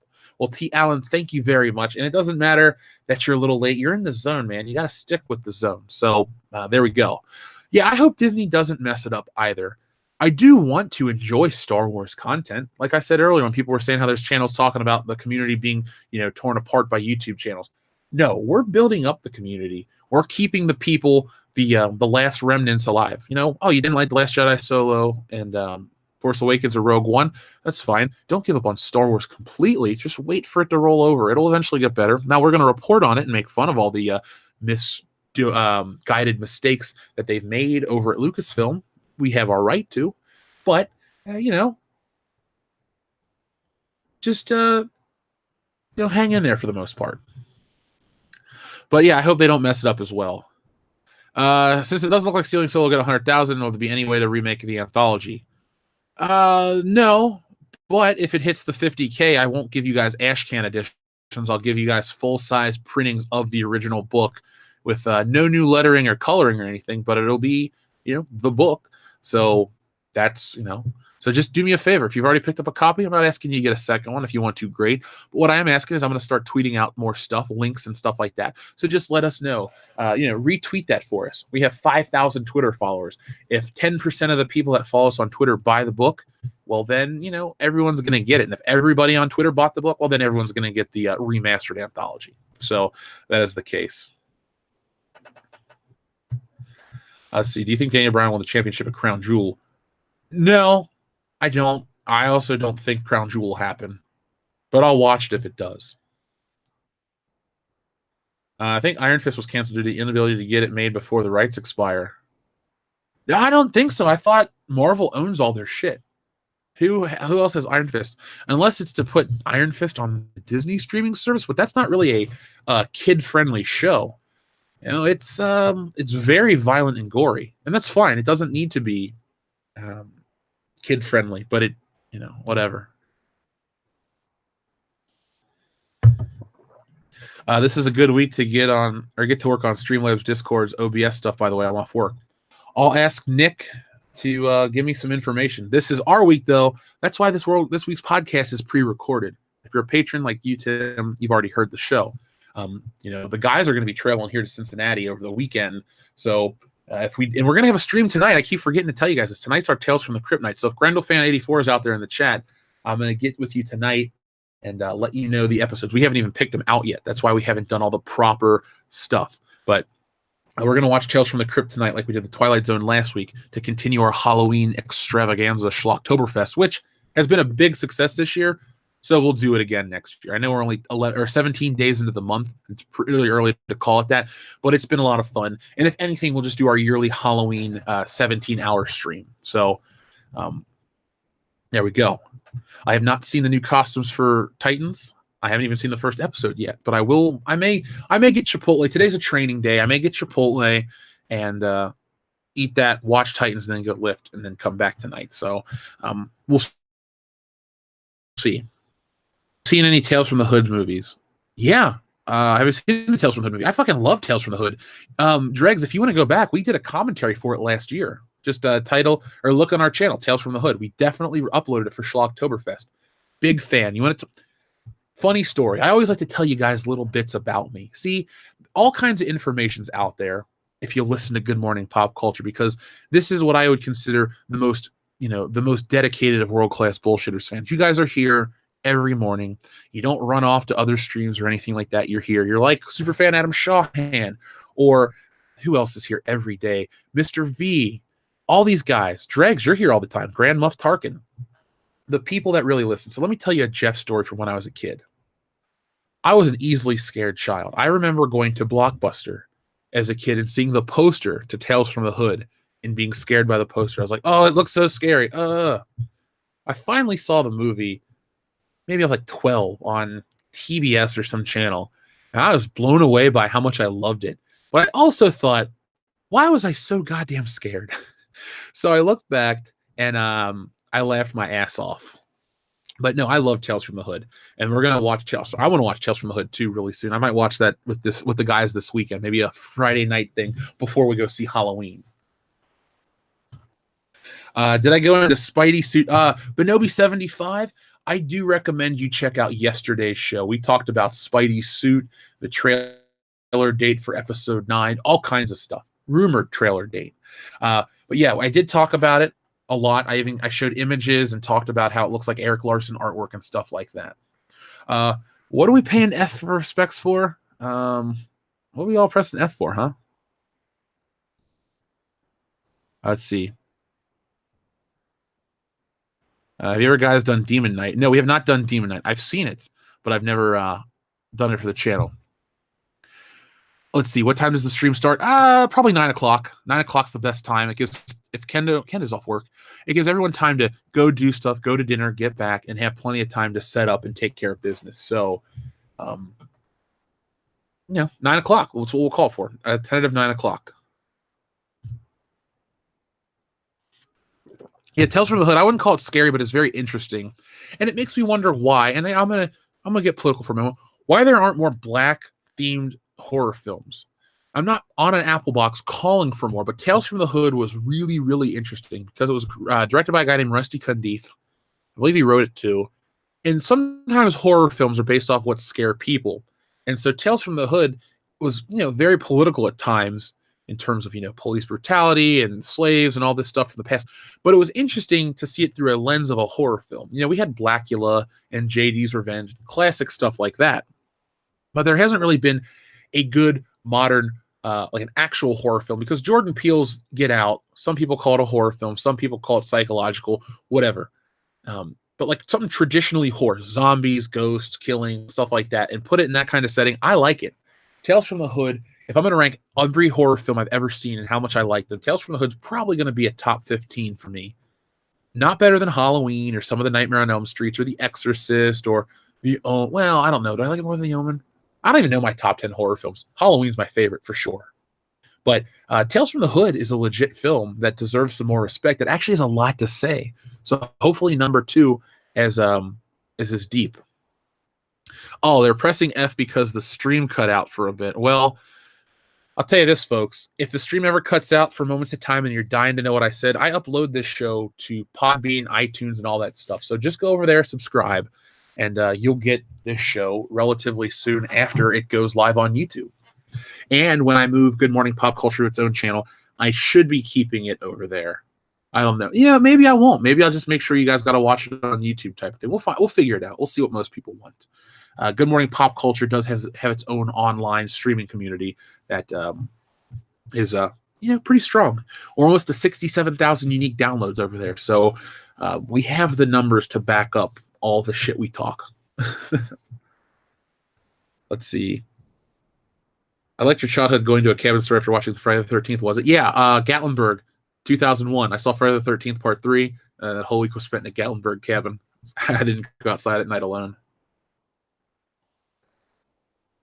I do not know what the ticket sales for WWE Evolution are. Now, if you don't know what WWE Evolution is, it's an all-women's WWE pay-per-view. And people on the internet, these woke critics, are going nuts for it. They're praising it as the WWE's being so progressive and how they need to be. I don't think the WWE needs to be progressive. They need to be entertaining. And it doesn't look like a lot of people want to go see this all-women's pay-per-view. I don't know what the ticket sales are exactly, but you're not really hearing too much hype about it. It's, next weekend? I'm not going to go watch it. I even told Phil, I said, Phil, I'm not really interested. I hate the Bella Twins. I have no interest in them. He goes, yeah, I am not watching either. I'm going to watch football that day. I said, cool, man. I'll see you for Crown Jewel in November. And it's not a women versus men thing. It's a bad booking. And it's funny. They want to build up the history. You can talk about this with Star Wars or any other all-women equivalent, Ghostbusters, whatever you want to say. But they're trying to build up this legacy. Oh, the women's division in wrestling has been so strong in this lineage. Guys, you're like 5 or 6 years removed from bra and panties matches and gravy boat matches and stuff. Yeah, I guess it's the right direction. I really don't need to see gravy boat and stuff like that. But you act like you're going in the right direction and you've always been in that direction for decades. That's not the case, I'm not saying you need to go back exclusively to that old stuff or even at all. I get it in today's climate. It's verboten to see skin. But don't act like you have all these this great legacy in this lineage and they're on pay-per-view. The original Halloween is awesome. Did you like Halloween 2? Yes, I do. Halloween 2. If the first one's a 10, the second one's a strong 7. I like it a lot. I have problems with it, but I watched Halloween 2. I watched it 3 days ago. I love that movie. I got the Blu-ray coming. The new Blu-ray. I bought the new Blu-ray because we're doing our Halloween stream, and I thought, I got to support these movies we're talking about. So I bought the new Creep Show. on Blu-ray from Scream Factory. If you guys care about picture quality and sound, that is one not to be missed. You're gonna fucking love it. Let's see, WWE pay-per-view was made because the Crown Jewel pay-per-view in the Middle East. Yeah, the women get their own show since the men have to do their own show. So we'll see how that pans out. The Greatest Royal Rumble was not bad. It was actually a good show, so I had a good time. In my opinion, how do you think Disney could salvage Star Wars? Well, let's stop acting like this sport. First off, put out a social media mandate. The Chuck Wendig imperative. When you sign on to work on Star Wars, you agree. Basically, it's a gag order. Don't go on social media as a representative of a company. In your bio, don't say you work on Star Wars, this or that. You're just John Doe 124. You start with mending your fan base. Then you go to the merchandise. The merchandise is in the right direction. I talk about that in the big video I'm working on. The merchandise is going in the right direction. They're trying to bring out classic stuff and then incorporate new characters. The technology has advanced with the toys, so they look realistic now. I mean, really tempted to pick up this new Princess Leia in Hoth gear, as well as Dengar and all these other characters because they look good. Hasbro is finally doing the right thing. So what they need to do is they need to fire on all cylinders. To fully fix Star Wars, you need to brush past this trilogy, just get it over with. You need to put out something that respects Star Wars, that's new and not old. It ruins the old characters. Up the quality of the toys, the distribution, make a great video game, and make sure that the fans are treated with respect online. You put those things together, and you may have fixed Star Wars. Now, the militant, toxic fan base would say, get rid of Kathleen Kennedy and all these people. And I agree that she is the problem because she has created the problem for Star Wars. No one is doing bad Star Wars stuff in her name. She allows all this. She is the head honcho, and you got to pay the cost to be the boss. So maybe she is a problem too, but I think you need to just create great new products that respect everybody, and I think you'll be in the right direction. Caesarea Japan. At least we don't have to see the fabulous Moolah naked. Ugh. Well, Caesarea Japan, thank you for your super chat. Yes, though the fabulous Moolah. Oh, you mean Mae Young? Oh, Mae Young. Yeah, Mae Young was gross naked. But I do like Royal Rumble 2000. That's one of my favorite Royal Rumbles. I don't care if her old cottage cheese body is flopping around. The Rock won the Royal Rumble, and the triple threat IC match was good. The tag matches were good, and that WWF title match was damn good. I too like Season of the Witch, Halloween 3, enough that I bought it on Blu-ray from Scream Factory. So I'm waiting on that, Halloween 2, and Silent Night, Deadly Night 2, aka Garbage Day, to arrive. Yeah, Will S., I'm with you there on your message. Tales from the Hood showcases characters who grew up in messed up environments. Nothing wrong with some political views being in the movie in that case. There's nothing wrong with political stuff being in the movie. Like, They Live is a political movie. I just think the way it's presented and the way they try to politicize a film. If somebody says to me, well, Jeff, the prequels are very political. Yeah, because they take place with the Senate and all that shit. The politics in the movie are one thing. To politicize The Last Jedi or to say Halloween is a Me Too movie and all this shit, I'm just like, don't. That turns people off. Put your shit in the movie, and if people realize it on a deeper level beneath the surface, great. If not, don't put your films into these boxes. Don't. It's not smart. The evil queen of numbers. Oh, somebody likes Goldeneye. They need to cut out this current content out of canon like a tumor from the body.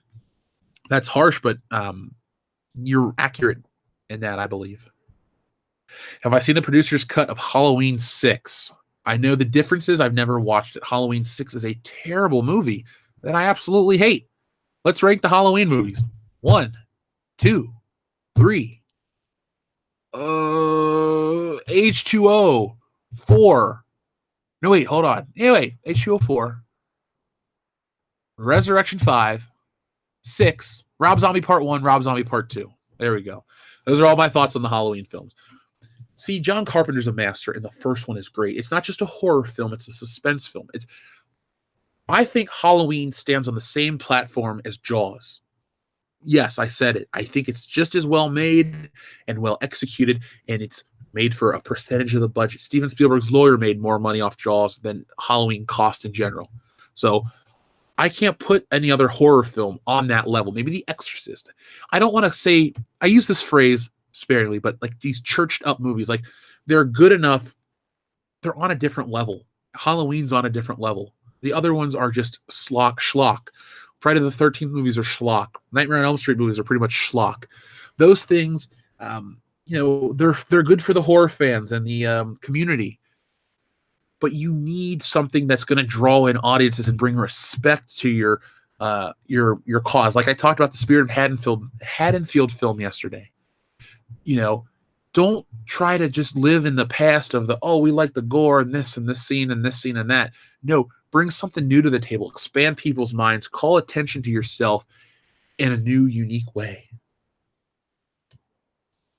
Yeah, I find that Jamie Lee Curtis saying that this new movie is a Me Too movie is also a mistake. I don't want to associate that with Halloween. I mean, the other ones were made by Miramax. Do you really want to bring all that stack? Michael Myers didn't sexually assault Laurie Strode. She whooped his ass.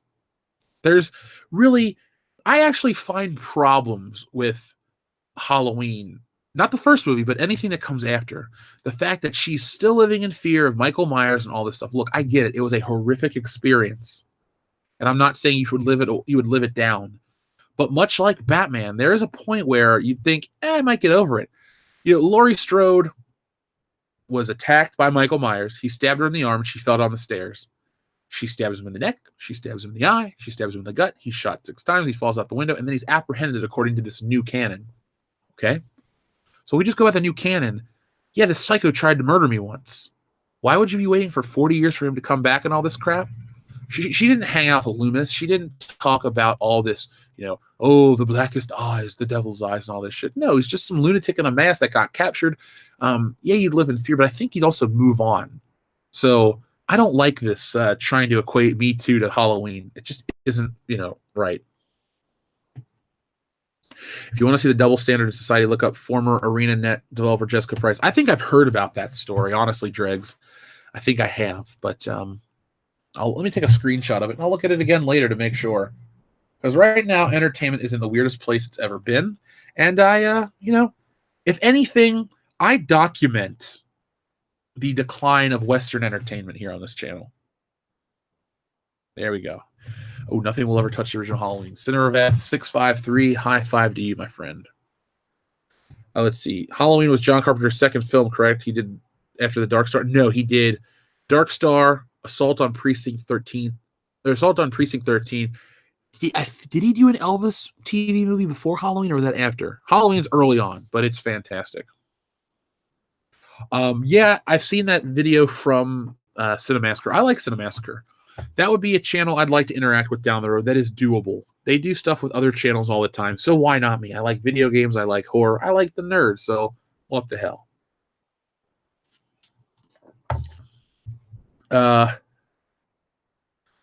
Blue Thunder. I've never even heard of Blue Thunder. Is that the bowling ball from Pete and Pete? Other than that, I don't know what Blue Thunder is. I mean, it might be the bowling ball from the Adventures of Pete and Pete, but I can't remember. I forgot about Precinct 13. Yeah, so did a lot of people, and the remake. But I like John Carpenter movies a lot.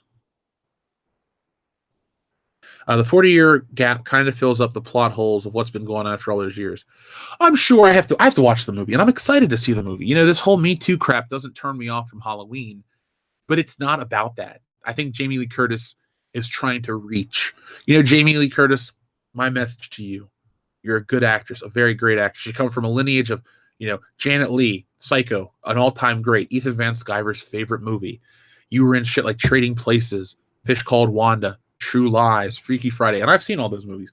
Jamie Lee Curtis is a great actress, had a lot of big hits.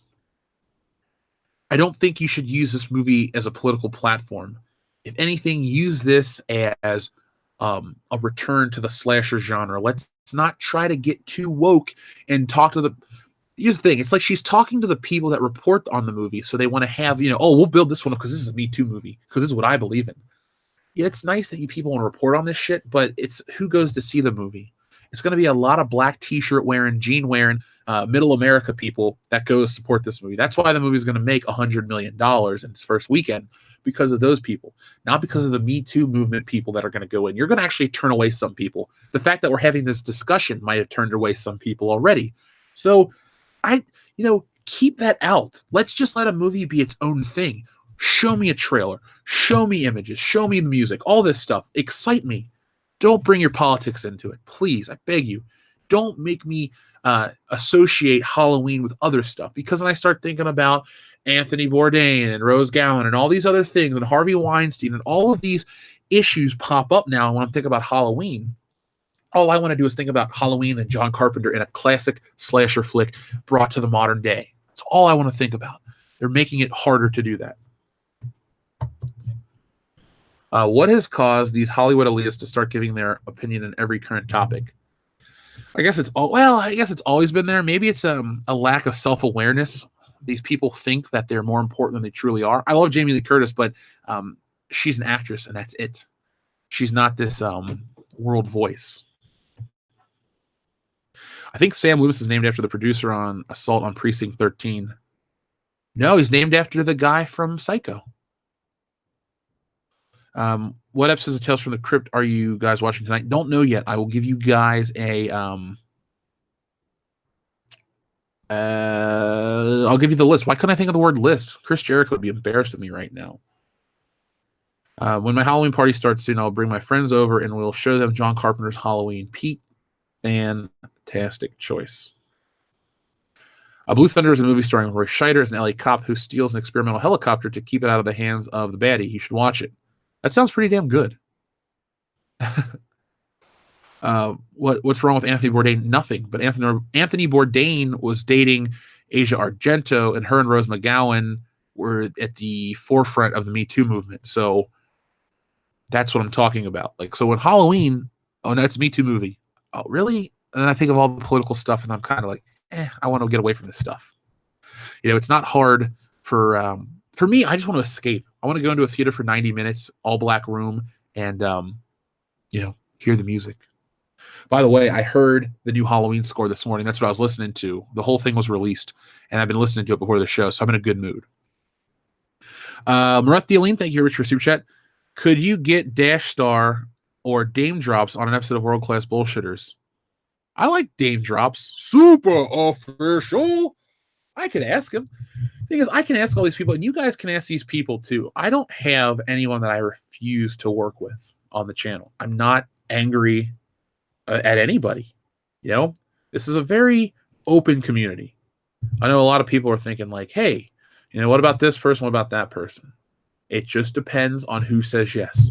That's why we've had Retro Blast, and that's why we've had Razor Fist, Mauler, all these guys, because they said yes after you guys requested it. So I'm all about that. I'll see. Dame Drops is a big channel, but maybe he'll say yes. I like his food reviews. If I'm ever in an area with him, maybe I'll try to go record a food review with Dame Drops, and he'll promote the channel. That could be a lot of fun.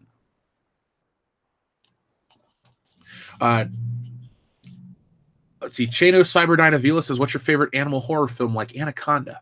Well, Chano Cyber9 Avila, first off, thank you very much for your super chat. Let's see. Favorite animal horror film. I guess The Thing doesn't count because it's an alien. I like Silver Bullet. That's a pretty good movie. That's a werewolf film. American Werewolf in London is the best werewolf film ever made. John Landis, you are one of the greatest directors of all time. Now that is an interview I'd love to have. And I feel like I could pull that off. What's he doing? Not much these days. And if I ever interviewed John Landis, we would talk about his early work, and I would, pay respect. We'd talk about the Thriller video, all kinds of stuff like that. And then I would honestly end the interview grilling him about Beverly Hills Cop 4 or 3, excuse me. It's that bad. I forgot it even existed. Let's see. Have you heard of Trent Reznor's cover of Halloween? Yeah, I heard it. It wasn't bad. It wasn't my favorite. The new actual one by John Carpenter is way better. It's called The Shape Returns. Whew, it's so cool. When I heard that, I've honestly listened to that YouTube video about 30 times. And sometimes I know a way to get YouTube videos to turn into MP3. But out of respect for this movie, put it like this: if I respect your property as a whole, I will buy what I need to buy. So when this Halloween score comes out, I will buy it I will get a physical CD release, and I will rip the MP3. I know people say you could just download it. I could, but I want the physical thing. And I got the little action figure in the mail finally. I want the CD. I'm going to get a poster. I'm going to enjoy 2018 is the 40th anniversary of Halloween. Let's see. I didn't mean to call you Meatloaf, Jeff. Please don't talk about food. I'm so hungry right now. Let's see. Did you look into getting Geekdom 101 or Geekdom 101 World of Geekdom on the show? No, I have not. I have my comic book I've been trying to do. So again, I'll take a screenshot to make sure I don't forget these names. Because like I said, guys, I appreciate you sticking with us. It's been a kind of a sticky, rocky October. We've been doing a lot of content. We haven't gone away, but we want to make sure it's very fan-focused going forward. Get the people you want, the people that are going to give us the best shows. Let's see. David Hervey, thank you very much for your super chat. Dash Star would be great. After he saw The Last Jedi, he was so depressed and stopped doing Star Wars videos for a while. Okay, well, then I'm going to have to ask Dash Star on. That'll be... And guys, like I said, we're a community. We get things done together. When I reach out and send a tweet, all I ask is that you guys retweet and respectfully remind Dash Star and any other person that we try to get on the show, hey, world-class bullshitters, excuse me, I'm thinking of a very mundane person. World-class bullshitters wants to have you on. Would you go on their show? If you guys help with that, we can make anything happen. Look at Stealing Solo. My first comic book kicked ass. We outsold some Marvel trade paperbacks. So, like I said, as a community, anything's possible. Just remind them. And, remind me too. I don't mind being reminded about stuff. Alan Silvestri and John Carpenter are two of my favorite film composers. Both excellent choices. My favorite is obviously John Williams, and then I like Harold Faltermeyer just for Beverly Hills Cop. But John Carpenter's great, and Alan Silvestri's great. Avengers, Back to the Future, Predator, all kinds of great stuff. Ooh, Cujo, another childhood staple horror film for me, says Revenge of Moctezuma. I like Cuzco. No, I like Cujo enough. We did a Stephen King roundtable over on our Patreon page, and Kendo loves the Langoliers. I don't like Cujo as much as some people do. I'm not here to shit on it, but Cujo was okay. It's not my favorite Stephen King flick by a mile, but my aunt loves it. Oh, man, I'm going to see American Werewolf in London on 35mm with special guest Rick Baker. Hashtag good composers. No, hashtag Jeff is jealous. God damn it, I want to go to that. Where is that? I wish I could go. I don't have time. I will one day when it's like, hey, I'm just going to fly here, fly in and out. Boom. Maybe they'll even let me on stage. I'll high-five Rick Baker for all of his great work. Salem's Lot scared me as a kid. I've never seen Salem's Lot. I've just seen the images of it. I think the first Stephen King film I saw in its entirety would have been Carrie. I know Brian De Palma directed it, but I'm talking about works based on Stephen King. I know I saw Creepshow and Cat's Eye as a little kid, and I don't really consider those that scary. I mean, I probably was afraid of part of Creepshow as a kid with the zombie. But going back and watching it, I laugh. Like, when I look at Father's Day, I think Ed Harris's wife is kind of cute. And then, why the hell wouldn't you get up from that gravestone, bro? I find Jaws to be the perfect summer horror film because of the beach and all of that stuff. Yeah, that is a very good choice.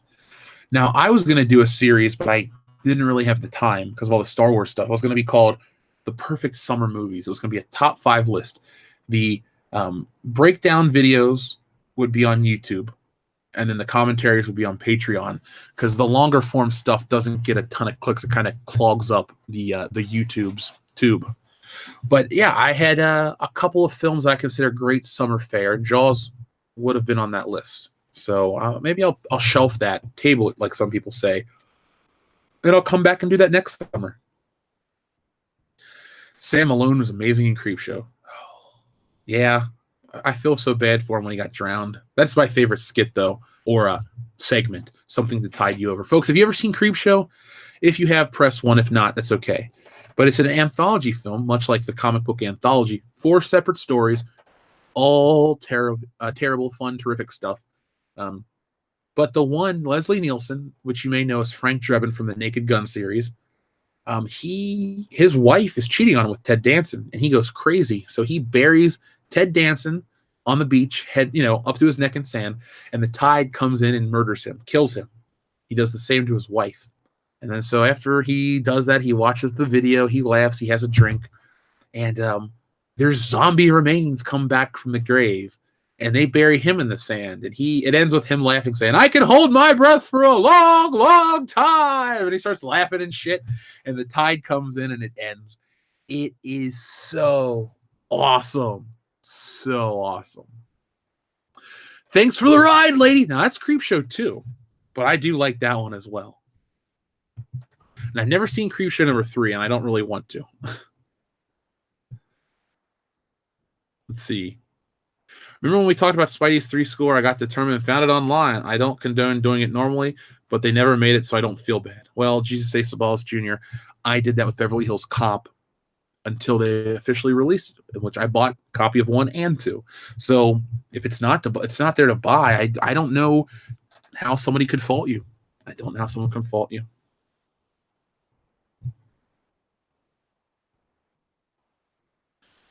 The Crate is an anti-Me Too movie. It's funny how back then a shitty character gets their comeuppance, male or female. Nowadays, a shitty character that happens to be a female gets praised online for being righteous and self-right and all this other crap. And you're just an unlikable douche, male or female. I don't care. Adrienne Barbeau, you were kind of hot. Okay, you were hot back in the day. I'm glad your ass got eaten by that wolf creature. Nobody misses you.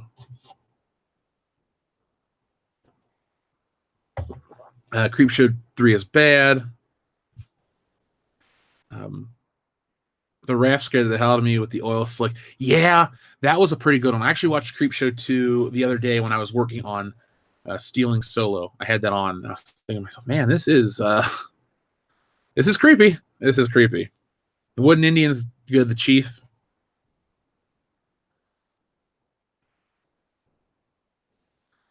Yeah, Jesus A. Sabalas Jr., I'm with you, man. You buy it the day it comes out. I don't think that's you shouldn't feel guilty if it's not there. If it's there, buy it. But I did have my bootlegs for Beverly Hills Cop for years, sound effects and all. That's how dedicated I was to that music. And now I listen to it all the time. It's my alarm tones in the morning. Like if I'm ever sleeping at your house, which will never happen, but if I am at 6 o'clock, you're gonna hear boom, boom, boom, boom, boom, boom, and that's all I can sing on YouTube. What about Tales from the Dark Side? I love that too. That might be my second or third favorite anthology film. I might actually like that more than Tales from the Hood in terms of, well, no, I don't. But Debbie Harry is in there, and I do like Debbie Harry a lot. And then I enjoy the James Remar story quite a bit too. So Tales from the Dark Side is up there as one of my favorite anthology flicks. Oh, the roaches bursting out of the guy's head. That's my least favorite Creepshow story. I honestly dislike that one. The other 4 are great. But man, that one with the roaches, yeah, they're gross. I'll admit that. I'm not going to deny it. But I don't know. I feel like it's such a letdown. That shouldn't have been the final story. The pacing was so good. And then you get to that, it's just like, oh. I play Axel F on every keyboard and guitar center. John Monaco, is your name secretly Jeff Hicks? Because I do that all the time too. Thankfully, I know how to play both parts. Like, some people just play the main part and then they just, oh, that's cool. No, I can do the whole song, every section, both hands. That's what I do in my free time. Fuck, Marry, Kill. Lily Munster, Morticia Addams, original, not movies. Elvira. Ooh. Let's see. Oh, man, this is tough. I'm going to bang Elvira, kill Morticia, and marry Lily Munster. There we go. Why? Elvira seems like a lot of fun, but you don't want her around. Morticia Addams, I don't speak French, and Lily Munster seems nice and normal. How I feel about the movie Sinister. Have I even seen the movie Sinister? Hold on, let me look that up, because I will check that out right now. Let's see. Sinister, 2012 film. Oh, I liked this movie a lot. Joel and I saw this in theaters. Yeah, the part where he's watching the old films and the fucking lawnmower, that was like genuinely creepy. So yeah, I liked Sinister. That might be on my list of my top 10 favorite horror films in the last 10 years. You know what it is, for sure? That, the first Insidious. Who asked me that question? Thank you, Commander Cody. Now I got something else to add to my list of movies to watch. You rock, dude. Air high five. Twilight Zone is good too if you're talking about the movie. I like the Twilight Zone. We talked about that on our movie curse video 2 weekends ago, or 2 weeks ago now. So if you haven't had a chance to check that out, go ahead. Vic Morrow, the actor in the Vietnam saga, died on set with 2 child actors. It's a very gross, gory, dark, depressing day. When you think about it, aren't we all Jeff Hicks? Yes, we are Jeff Hicks. I am Spartacus. I am Jeff Hicks. Sure, that's fine. Yeah, see, people like that movie. Good morning to you, the Ghost Legend, as well. Elvira could still get ravaged today. That woman's body was ridiculous. I've met Elvira. She still looks good. I like Elvira a lot. Cassandra Peterson, good-looking woman. Seems very sweet. I'm just going by based on character. Obviously, if you're like, you can marry one in their prime, it would be Elvira because she's still alive. Have I seen Trick or Treat? Yes, I have seen Trick or Treat. It was okay. I used to sell horror artwork at conventions. I wish I had pictures of all my old horror art. Let me see if I can pop it up. Let's see this. I do like showing off old artwork I did. Let me close out some of these tabs. Oh, I don't want to look at Brie Larson. And then I got a question for you. Since we're talking about Halloween stuff, I want you guys to pitch me a movie. So just give me a second here. Look at myself. I'm looking up myself on Instagram. Isn't that crazy? Means you made it when you Google yourself. Let me look through the old archives of these all my sketches of naked ladies and stuff like that, and old comics. I think early on when I first started doing my conventions, that's when I definitely started Instagram because I wanted people to find my work. And so, let's see, that's Boba Fett, Stan, Two-Face, some sketch cards. Okay, well, first off, here's a picture. You guys will like this. Of us. This is me. Oh, I'm not in the photo. Sorry to break your hearts. This is a picture of me working a convention, Horror Hound 2015, with my cousin Lauren and my buddy Dan. You all know Dan from the podcast. So this is my art table. And this was a lot of fun. I used to do these, travel across the country. So here's the Reanimator poster, which is tastefully covered by this box. But we have Walking Dead, more Walking Dead stuff. Some Jay and Silent Bob, Too Many Cooks, Lost Boys, all kinds of fun art prints. You can see my giant Freddy versus Jason poster, my Halloween poster. So I was doing this kind of stuff across the country for a while. Boba Fett, where? Now let me show you. Let me look for the reason you rub Trick or Treat. Let's see if my Trick or Treat poster is on the Instagram page because I did a little drawing of Trick or Treat many years ago. Doesn't look like it. It's a picture of my Freddy versus Jason poster again. God, this is old. Some of it I'm proud of. Some of it I'm just like, man, I'm so glad I've evolved. I don't have a picture of the Trick or Treat poster. I guess I didn't really like it too much.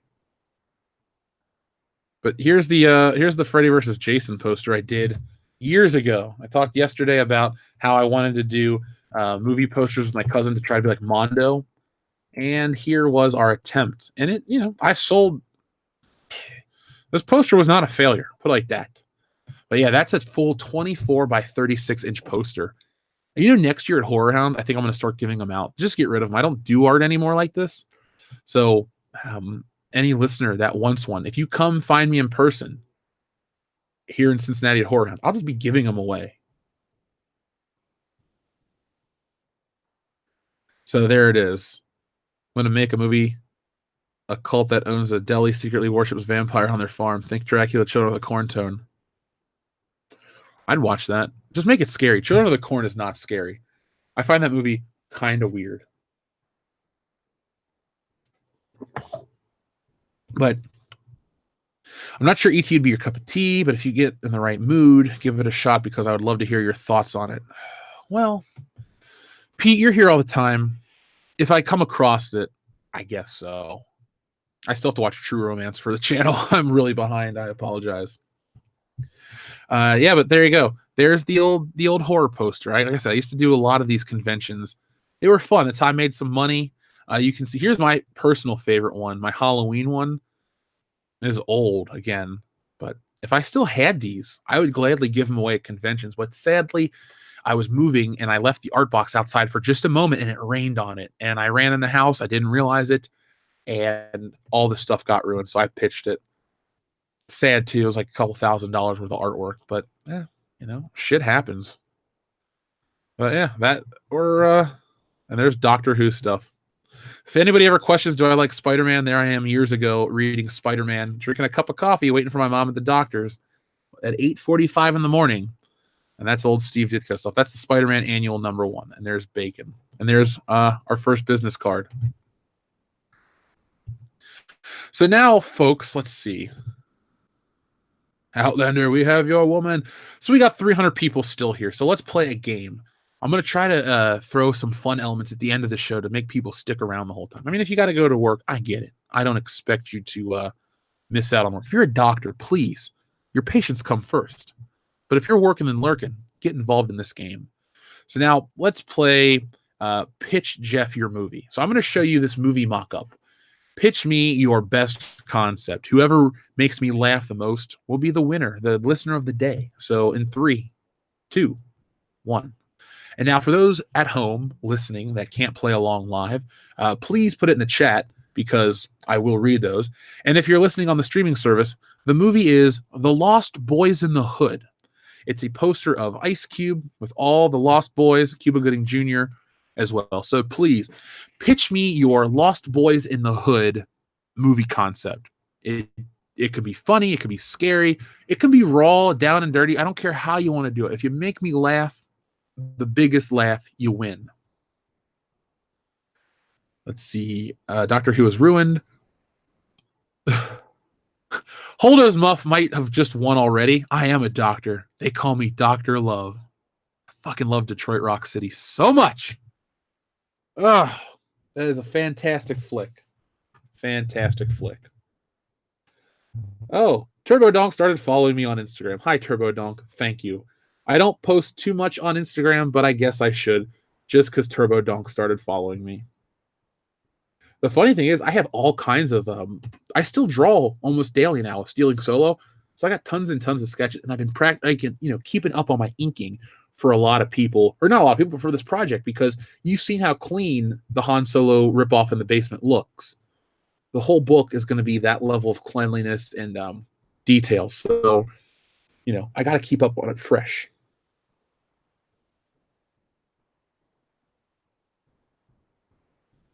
Let's see. I'm waiting for some stuff. Simple. The Crips and the Bloods come together to fight vampires. All right. John Pagdilio. Liao. I'm sorry, dude. John P. has the best one so far. Let's see. A black vampire? Let's see. Lost Boys is one of my top 10 movies of all time. Seriously, I watch it regularly. Well, the third turd, I love the Lost Boys as well. I actually had some Lost Boys artwork on my Instagram. I'll share that as I close out the show.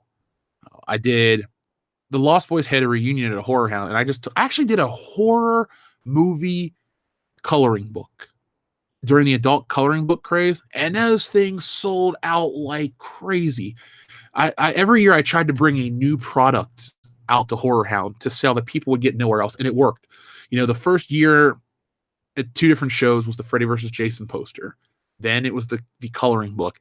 Then they stopped answering back my requests for tables. Now there's a different way, and I just buy the tables early, and they have to give me one. They were kind of douchey about me going to Horror Hound Indianapolis, but we were there. We got to meet the fans. So here we go.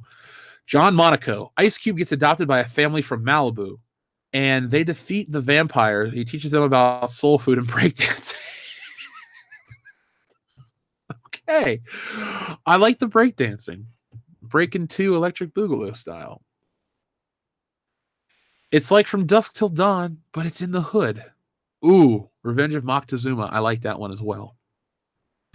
Vampire rappers roam the streets trying to sell mixtapes. They find a truck filled with fake pairs of Jordans. They have to find who makes the fakes, but they find out it's Van Helsing. Ooh, Commander Cody. I think he might be in the lead. I'm liking that one. What would a vampire sell a mixtape about? That's the question. It's making them lure vampires to their death. Ooh, I like it. Let's see. He finds Chris Tucker taking a doo-doo in the bushes like a Friday.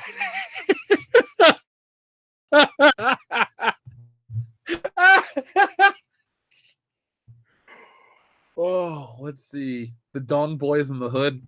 That's a movie for another podcast. Let's see. Dreg says, just doing laundry, listening to you and updating my novel universe diary in the WCBS group. Well, Dregs, I'm glad you're listening to us. No matter what you folks do, thank you for making Good Morning Pop Culture a part of your day. Cesaria Japan says, a black vampire? Why not? It worked for Blade. Audience gradually agrees. Joe K. It's a social message when the vampire's only African-American, the town's only African-American tells the white vampires to cut that blood-sucking shit out. Dear white vampires. Okay, I'm kind of sold on that one, too. The Lost Boys, vampires come hunting the Bloods. Ice-T fights back against those pale crack motherfuckers by introducing them to drug culture. Even if you met Ice Cube, Ice-T still works. The Lost Boys really showed Schumacher's talent as a director, falling down, starring Michael Douglas is great too. Mr. Pete, or Pete 1972. I agree with that statement 100%, as I always do. Lost Boys, I might watch that this week just for the hell of it. Great movie. And yeah, I like Falling Down. I saw that a couple weeks ago, and I was very, very impressed. It was a good way to spend a Friday morning. Ice Cube is a boy from the hood who makes it big and moves into a rich neighborhood, only to find out that the town has a dark secret. With no way out, Ice Cube has to go back to his old ways to get out. Ooh, I like that one. That one comes from the Ghost Legend 001. Benobi25 says, vampire cocaine dealers are cutting people up and eating them to take over LA, and the boys in the hood have to sell the score with special bullets. That sounds like a comic book that I would fucking make. I love that one, Benobi25. I love that one a lot. The third turd says, Debo from Friday has turned and now leads his own faction of the Hood Vampires. Craig and Smokey have to figure out how to defeat them. Ooh, third turd. That's a good one as well. Seriously, I love all of these so far. This one's dark, but it may win as well. It's a documentary following Kevin Spacey through Harlem schools. Ouch. Macho King Pop CT Theater. Ouch. Ice Cube finds out that the head vampire is actually Jack Bauer, an undercover cop trying to bust Ice-T's crew, or Ice's crew, NWA. Ninjas with axes.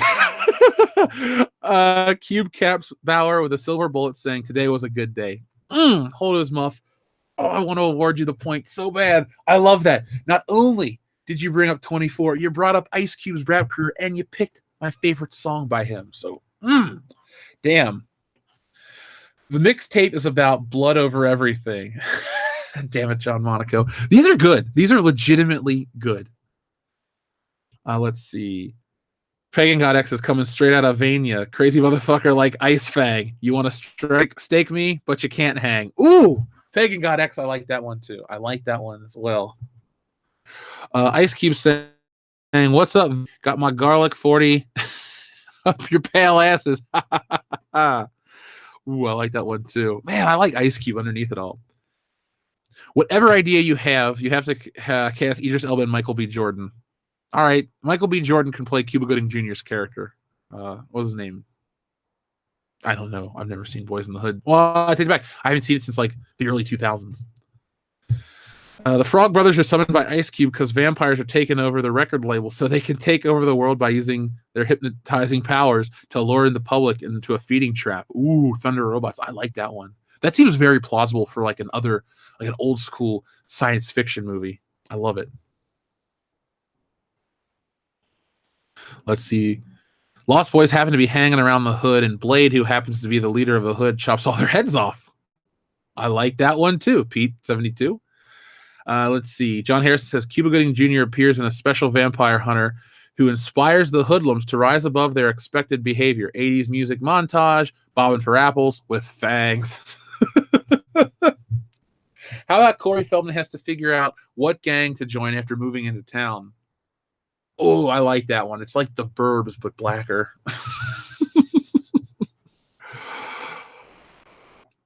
Ice Cube gets bitten by Vanilla Ice. He then vows to get revenge by killing all the Lost Boys. Oh, who said that one? Craig Thompson. I like that one too. I love them. I love all these things. I hope those listening at home at a later date will chime in and let us know their thoughts and give us their own ideas for their own versions of the Lost Boys in the Hood.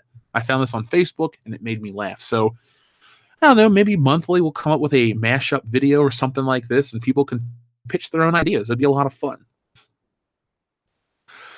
So it is 10 o'clock. It is that time to close out this show. So if you're going to be like, Jeff, no, stay a few extra minutes.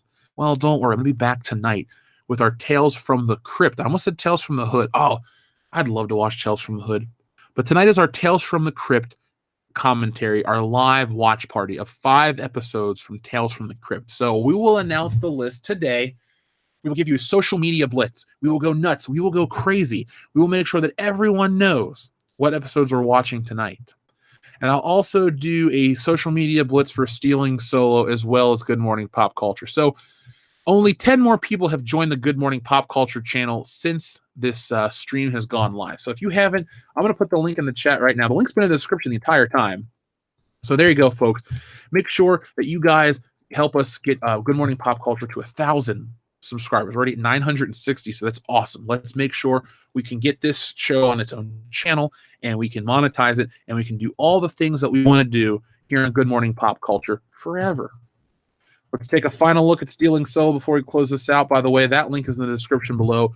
Have we moved any more copies this morning?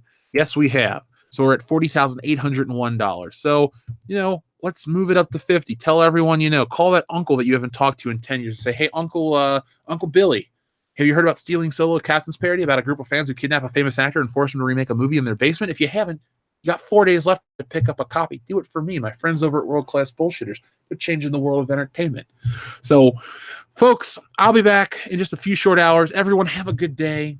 I don't know what else to say. Just have a good day. Enjoy yourselves. Enjoy each other. Keep the chat going over on Facebook. Keep the chat going over on underneath this video. And like I said, it's going to be a crazy couple of days. The guys are coming into town. We're going to be hanging out for my birthday. We're going to be finishing out Stealing Solo. I'd love, anything's possible. I'd love to get this to 50,000 so everybody can get Anthology. Let's make that happen. Anything is possible, folks. So if you haven't picked up your copy, do it now. Because once it's gone, it's gone. But, oh, wait, we had a super chat pop up.